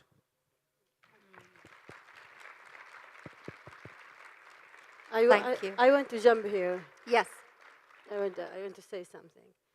It's very important when we talk about leaving the people alone and deciding what they want, to know that when people like me and people, human rights activists around the world, saying that the international community should do their responsibility to protect the people from injustice and to protect the people from all the procedures of their tyrannies, on killing them, on preventing them from democracy, from etc., etc. It doesn't mean that we call the international community or or Western governments to interfere in military things. We call them for two things. First, to don't support those dictators, because regardless about North Korea, because for example the dictators in Saudi, in Emirates, in Iran, those dictators has the support from the international community, has the support from Western governments, from those countries that they claim that they are democrat, while they receive those dictators, while they don't do anything to stop them from, from attacking their people. So they host them, they honor them, they make deals with them, weapons deals, etc., etc., and they don't marginalize them. So when we say that let people, for example, let people in Saudi or Emirates or Iran or North Korea, if you go to North Korea and ask people now, do you want democracy? They are afraid. They will not say, they will say, no, we don't want democracy. But we want to help them. So the how to help people in North Korea, it doesn't make a waging nuclear weapon war with North Korea or making another war with them. But at least to don't strengthen the camp of dictatorship. When Putin invaded Russia, we saw how much the international community is strong and has a lot of tools that can stop him. They didn't do that with Bashar al-Assad, who kills millions and destabilizes millions of people in Syria. The same thing with Mohammed bin Salman, who kills Yemeni people. The same thing with so when we talk about leave people decide what they want, doesn't mean that leave people under the rule of tyranny. No, we have to support them. We have to listen to them. We have to strengthen them. We didn't call and we don't call for an international military intervention. We call the international to stop, their alliance and support with those dictators. So again and again, it is not kind of food. It's not of drink. It's more than that. Freedom is more than that. Freedom means equal citizenship. Freedom means stability. Freedom means food security. So freedom is really, really priority. So those dictators doesn't just threaten their people. They threaten all global peace. And now is one of the reasons that now all the global peace is threatened. It's not all the democracy, not just in our countries, not just in Arab countries or African countries or Latin American countries. No, even in Europe, even in America now with the far right, movement. Because those countries gave up, the policymakers, the administrations in America, in Britain, in Canada, in Western government, they gave up the values of democracy. So again, we as, peace defenders, as human rights activists, should listen to those people, should help them. We have all the camps of democracy should be together. Otherwise, the democracy is fragile, even in America, in Europe. We see in Germany an attempt of coup 1 week ago. Attempt of coup in Germany. This is the result of their policy toward all the dictators. So again and again, we are with the North Korean people. We should listen to them. We should respect them, respect their struggle, and respect their will also. But I believe absolutely 100% that their will is with freedom and democracy. If you go to them, maybe they will say, no, we are fine. But the reality that they are so marginalized from the world. Okay. I would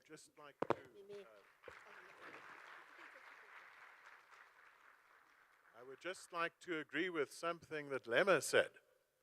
Sanctions don't work. They often strengthen the regime. The regime can then tell the people, look what these foreigners are doing to you. The thing that works in changing societies is contact. Send them as many South Korean songs and musicians as you can. Send them TV. Send them cultural exchanges. It's when you start to communicate with people that you start to erode the regime. And that is the big challenge. You know what changed South Africa, white South Africans, more than almost anything else? It was when we began to show the Cosby Show on TV. It changed the way white Afrikaners looked at black people. And this is what you've got to do to change that society. Please. Hello? Please use it. Headsets, please. I just heard that my colleague said, bring arts, bring music to the Northern Korean people, or listen to their music. But let's remember that in countries like that, everything needs the permission of the government. So the government does not let people listen to any kind of music. There, people cannot go to any site. What I'm saying is, I'm sorry, but I have to bring this up. Theoretically, it may be correct, but you cannot implement that. In a dictatorship like North Korea or like my country, Iran, everything is under the supervision of the government. Films cannot go to Iran. Foreign films cannot go to Iran. Music needs permits. So we have to pay attention. But at the same time, we have to understand that sanctions will harm the people. But let's also remember that what resulted in South Africa, except people of color in South Africa, was the sanctions that really weakened the government. Let's not forget that people of color said sanction them. So this government has to be weakened so they can talk to us. In order for the government to talk to its people, it should be weakened. When dictators are in power, they're not going to listen to anything. We have to weaken them. So they have to listen to their people.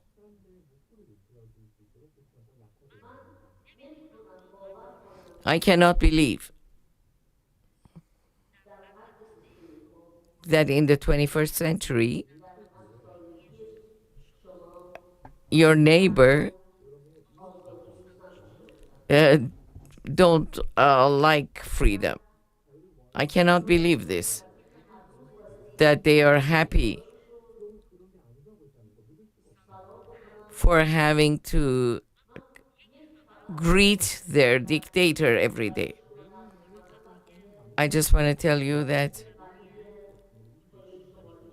when Kim Jong-il died, during the funeral, everyone had to cry. First I thought, well, maybe people like him. Then it became clear that there were people there who had lost their jobs. They were punished because they had not cried enough. So, had you ever seen people who had to cry for the death of their leader? This is not acceptable to me, that people do not like freedom or democracy. Of course they do. But the dictators are not going to let them to express that.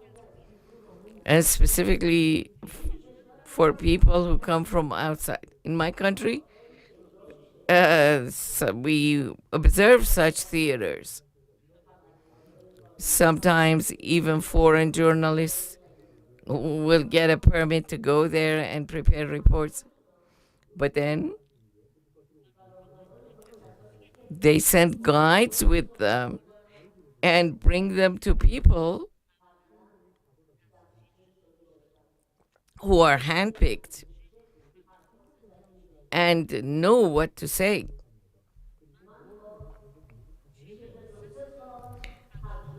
For the last 43 years, I have been living and fighting with a dictatorship. I know that people do not have the courage to speak to a foreigner. They know what's going to happen if they speak to a foreigner. Let's also not forget that the dictators are usually friends of each other. North Korea is a very close friend of the dictator in Iran. And nuclear energy was taught to the Iranians by them. The knowledge came from North Korea. And the propaganda of the government of Iran in favor of North Korea is huge. So the dictators find their friends.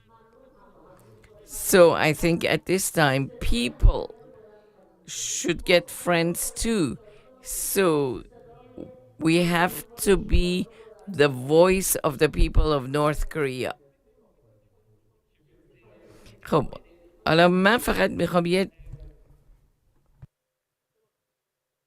Edward said about bringing music, film, and everything. I think maybe in North Korea, not maybe, there is a dictatorship and people have never seen anyone challenge anything. One of the reasons why I love the fact that we went, there were moments on the trip that we challenged the system. One of the days we were driving, and some of the women here can attest to it, the car, our pilot car in front of our bus, hit a woman who was crossing the street. They literally picked her up and put her on the sidewalk and said we should go. The women in the bus, all of us said, this bus is not going to leave unless we see her taken to the hospital. And they were like, no, it's okay, it's okay. And we're like, no, we are not leaving until the angels and all of the North Koreans who were with us, they were shocked that we were questioning the authorities, and it was like, no. So at that moment, this woman was taken in a car, driven away, and every day there was question about her well-being, what was happening to her. And the reason why I make this point is because maybe, just maybe, those 20-something-year-old girls who were with us as angels had never seen anyone challenge the authority, challenge the system, challenge the structure. But a group of 17 women came. When they say go straight, we were going this way. When they say come this way, we're going that way. What that did was probably introduce to them that in this world, there are people who will not always walk the straight line. And for me, that is the beginning of change. Okay, thank you, thank you. So actually this discussion is getting heated and Mr. Park has some messages to present to you. So after his message, we have actually the video recorded a significant message. So after his message, we'll watch the video message. So please.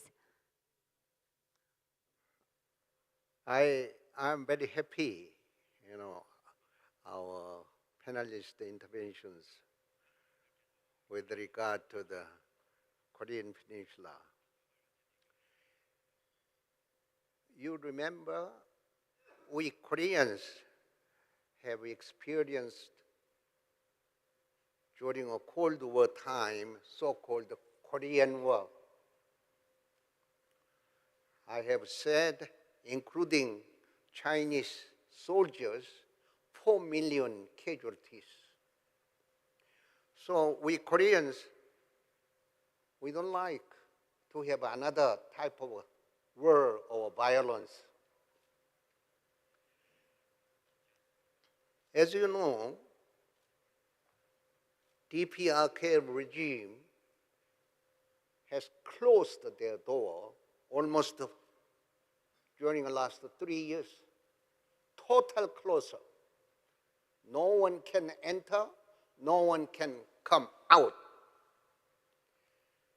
But in order to reach or realizing on a peaceful coexistence, we have to invite our partners, counterpartners from North Korea. So we have used, instead of dealing with the political ideology or authoritarian regime, we have used the peaceful coexistence with the mutual respect and the trust. It will be the first step we Koreans are aiming for. Therefore, we said peaceful coexistence. We don't think German type of reunification will be applying to Korean Peninsula. UN Sanction Committee and then USA total sanction against DPRK, but still our brothers and sisters, they can survive. Do you know? Because they have some ways how to earn the money. So in this kind of a particular situation like a Korean Peninsula, we will emphasize peace instead of violence or war.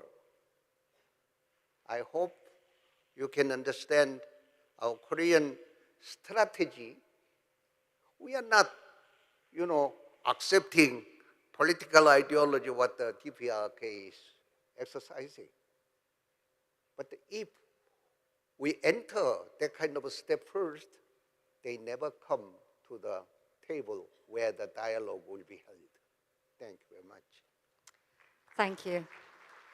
Thank you very much. And I hope everyone just will hold our hands in our journey for the peace of Korean Peninsula. So as Forward mentioned, we had a video message from the Oscar Arias Sanchez, the former president of Costa Rica.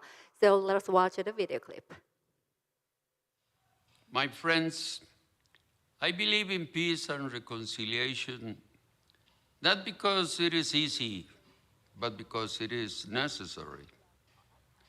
The reconciliation is a profound and difficult process that involves years of labor, setbacks, and perseverance.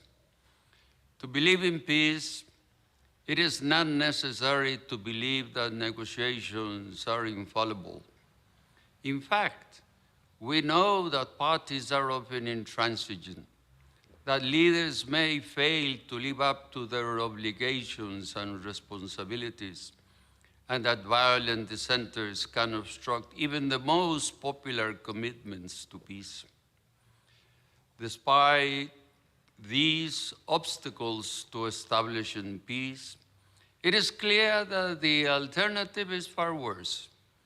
When tensions increase, it is better to accept the need for compromise than it is to accept the cynical belief that we must always live in fear. When pacts are broken, it is more sensible to return to the negotiating table than it is to endure a bloody battle which produces no victors and no solutions.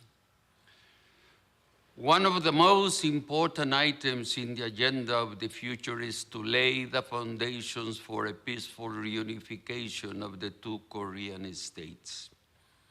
The governments of North and South Korea should replace their distrust and enmity with more cooperation until the day when they can reunite into one single country. I strongly believe that this is the path the Korean people should choose.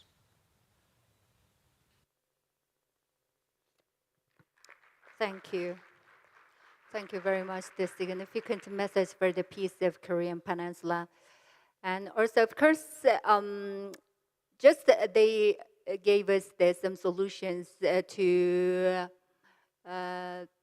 unification of Korean Peninsula, but just we would like to officially open to have the solution of this problem. So first of all, before we have the discussion with our distinguished guest on stage, I would like to give you the messages, video messages again from Juan Manuel Santos, the former president of Colombia. So let us watch it. I want to say how sorry I am not to be with you in this summit of Nobel Peace Laureates. I wish you the best. My experience and history has taught us that every conflict, every war can have a peaceful solution. In my case, they told me that peace with the strongest and oldest guerrilla of the Western Hemisphere, with whom we were at war for 50 years, was impossible. Well, it was possible. And I think that between North Korea and South Korea, many of the conditions that were present in our conflict are present in this war that has been going on for 70 years. They both share the same culture. They share the same tradition, the same history. They eat the same food. And many have families in both sides. How can this war be ended? I want to bring the words of another peace laureate, Nelson Mandela, when he said, the most powerful weapon is to sit down and talk and listen. Through dialogue, every conflict can be resolved. Humanizing the wars, treating your adversaries as human beings, understanding their worries, their frustrations, their hopes. That is a way to start building common denominators that will end up in a peaceful solution. So I think that if we have the determination, if the world pushes both South and North Korea to start a constructive dialogue, the international community was very important in my case, and I think it will be extremely important, even more important, in the Korean case. And with the help of the international community and the determination of the people of South Korea and North Korea, a solution to this war, I am sure, can be found. Thank you. Thank you very much. Actually, first part, they gave us that solutions of the problem to prevent the unification of Korean Peninsula together. So in this time, in this part, I would like to, like he mentioned,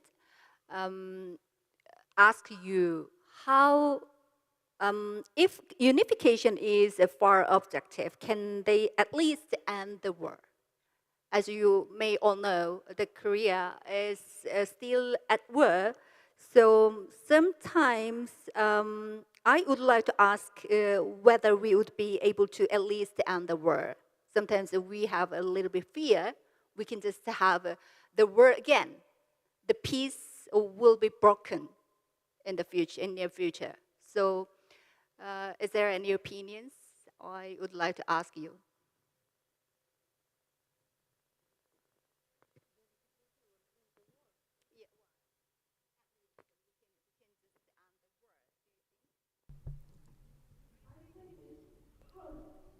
It's a result of ending the war. So I have an experience. I am from Yemen, and Yemen was divided before. We make reunification in 1990, and between the South Yemen and North Yemen. And as I told you in the beginning, that the most important thing is that unification of the people. So we always, in all history, always Yemen was unified. Under then when the colonialism came, they divided it. And also the previous authoritarian regime calls Imami, which like kingdom like that time in 60s. Yeah, also, you know, they divided Yemen. But we reunified Yemen in 1990. And before that, we were calling the people, calling themselves as, we are one nation under two regimes. One nation under two regimes. So we need to be as one nation and under one regime. So the biggest victory for Yemeni until now is the unification of Yemen. It's the biggest, it's the reunification, not unification, the reunification of Yemen. There was an internal wars, an internal conflict in each, in the south and in the north.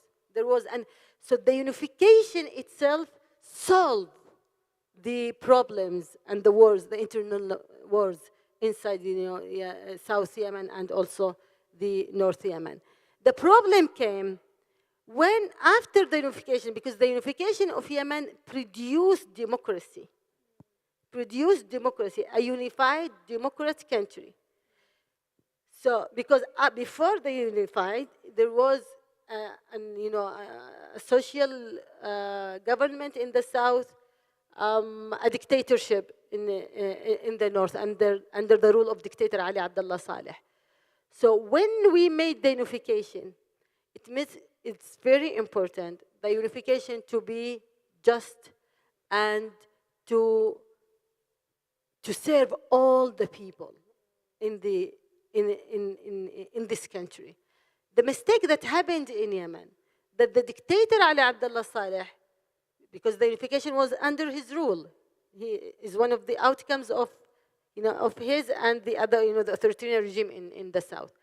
He started to marginalize the south, and he made a lot of things, a lot of bad things, to marginalize the rulers of the south.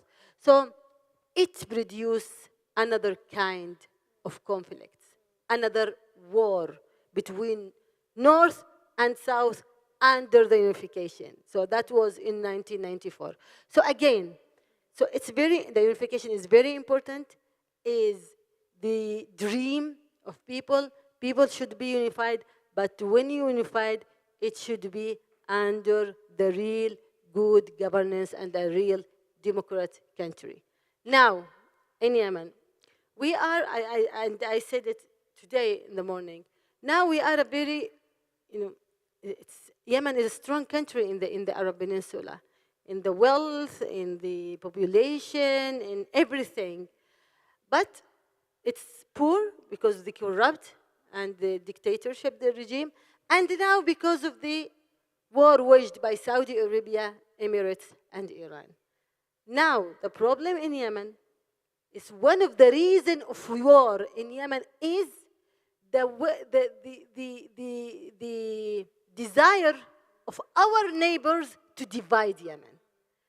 So they want to divide Yemen, and all their agenda now is to make Yemen south, to south and north, again, or to make it under the rule of militias. So, with your question in general, for Yemen, the only solution for Yemen is to continue as a unified country. For Korea, the unification will be a result of ending the war, and also, but the unification will be a result of ending or stopping the dictatorships. Because as I said before, and I will continue, under the rule dictator, division will come, war will come, hatred will come, terrorism will come. So I hope that one day North Korea will be free from dictatorship. So when you unified, you will not face the same thing that Yemen, the united Yemen faced under the rule of dictator Ali Abdullah Saleh. I hope that my point is clear. Thank you very much for your opinion. Yes, of course. But quick. Okay. You have been interviewing us. I'm going to interview you. Do you want peace? Oh. I have a right to not answer about it. Well, then we have a right to not answer that question. And you know why?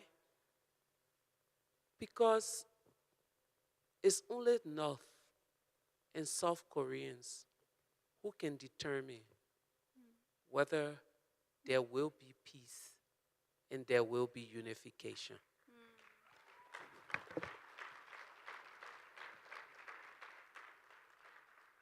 Wow. As the master of ceremony, I'm shocked.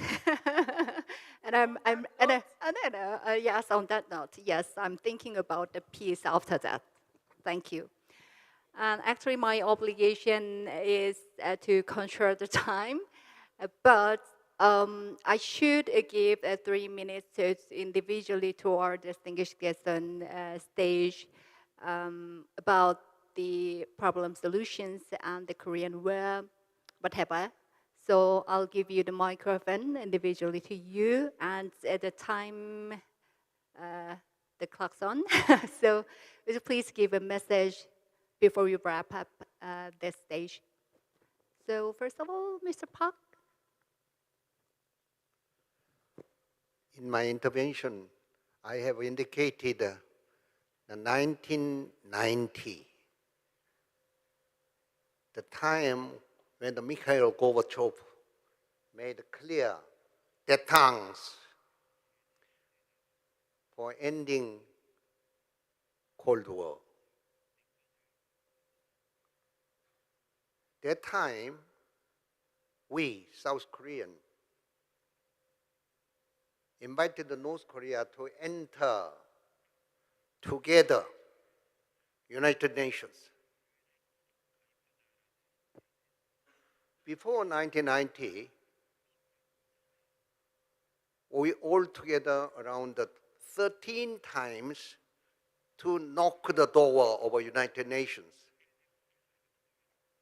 But that has been failed because allies of South Korea is against North Korea's entering to the United States, vis-a-vis North Korean allies, they disagree South Koreans entering to as a member state.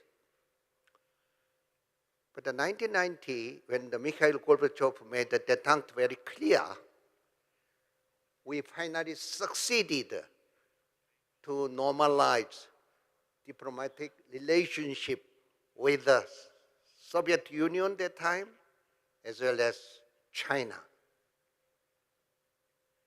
Very unfortunately, we have missed, plus the normalization diplomatically between Pyongyang and Washington, D.C., and then Pyongyang and Tokyo.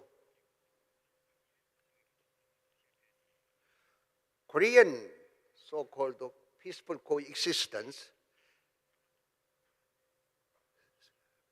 cease treaty to peace treaty, can be realized when four superpowers plus North and South Korea will all of a sudden agree. I said the geographical position of Korean Peninsula is the fate that there is a limitation what we can do between North and South, limitation, because there is a relationship between China and the USA. There is a kind of a dynamism between USA, Russia, and Japan, as well as Japan and China. So let us hope and pray that again, the kind of a unique opportunity will come soon. We are expecting that exact high time.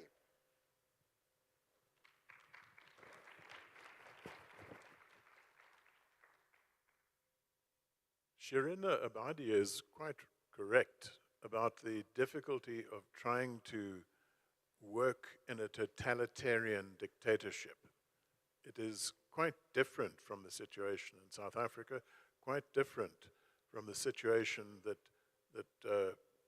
Gorbachev confronted when he was president. We changed, Gorbachev changed, because we wanted to solve a problem, not because of sanctions or external pressure. We wanted to build a society, a life for all of our children where we could live in peace. That was the reason why we changed. And I don't think that the North is going to change through sanctions. The dictatorship will always survive. The leaders of the country will feel no pain. It will be the people who feel the pain.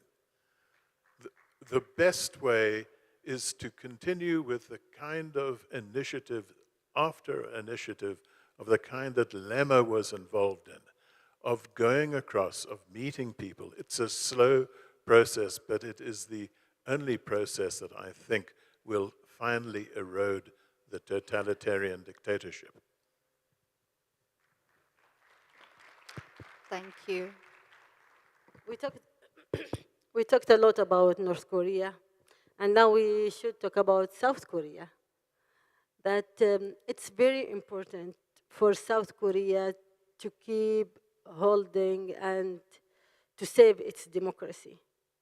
Democracy is the way to prevent real democracy, to prevent wars, to prevent hatred, and democracy should be the way to reunify the country. So it's very important for Korean people to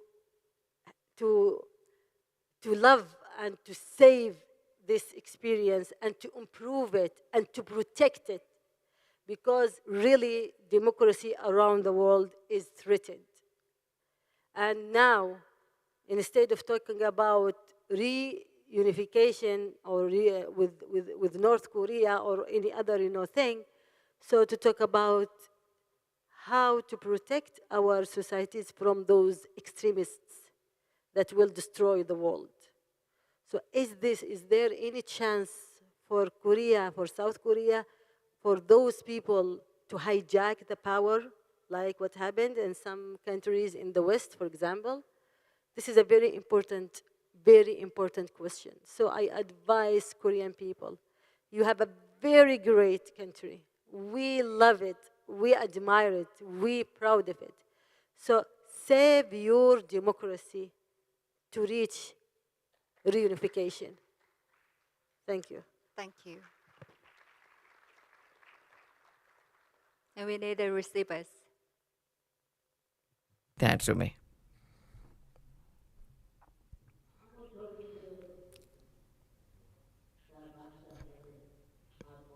As I said earlier, whenever I have come to this country, I have seen positive things happening.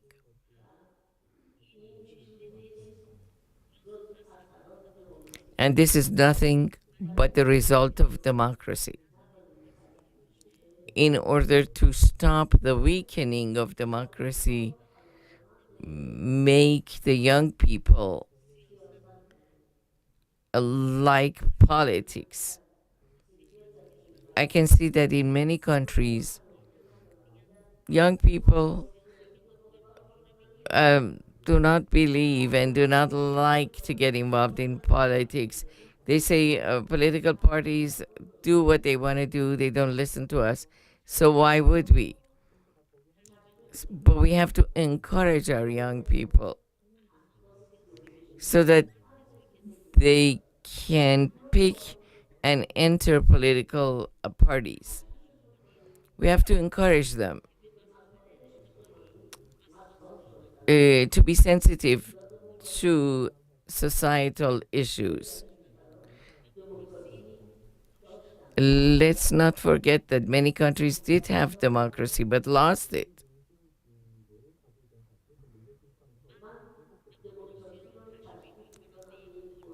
I always compare democracy to a plant with flowers.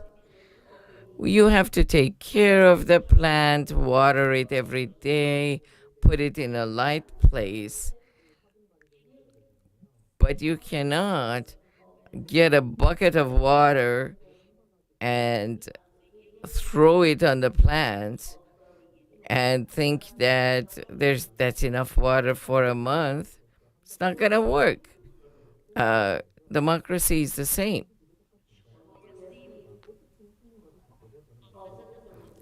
We have to protect democracy. It's like a flower. If we don't pay attention, it's going to die. This is why we can see that in many countries, democracy has taken a step back. The reason for that is that people don't pay attention. So democracy is like a jewel. Protect it once you have it, or you will lose it. I hope that your democracy will progress every day. And other countries, specifically your northern neighbor, looks at you for democracy. Thank you. Peace is a choice. War, sometimes not the choice of people. But peace is a choice. No nation, no group of people have ever experienced true transformation unless they're prepared to do so. So I think this conversation is not just for North and South Korea, but for each and every one of us in this room, that we have a choice to work for peace, to live for peace, to speak up for justice wherever we find ourselves. That is what the world that we live in needs today. Thank you.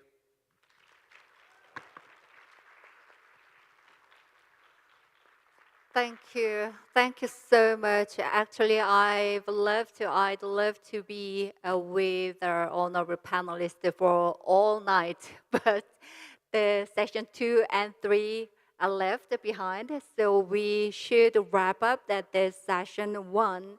Actually, I strongly believe that we, Korean Peninsula, will step forward, step closer to reach to be one, to be together with the significant opinions and your experience from this session one. And thank you very much. Even though it is quite a sensitive issue, they just gave us their experience and opinions, ideas for the peace of Korean Peninsula. So now, ladies and gentlemen, why don't you give another big round of applause to the honorable panelists for this session one. Thank you. And thank you very much to our participants as well. We'd like to wrap up the session one. And please stay with us for a while for the session two. Thank you. Bye-bye.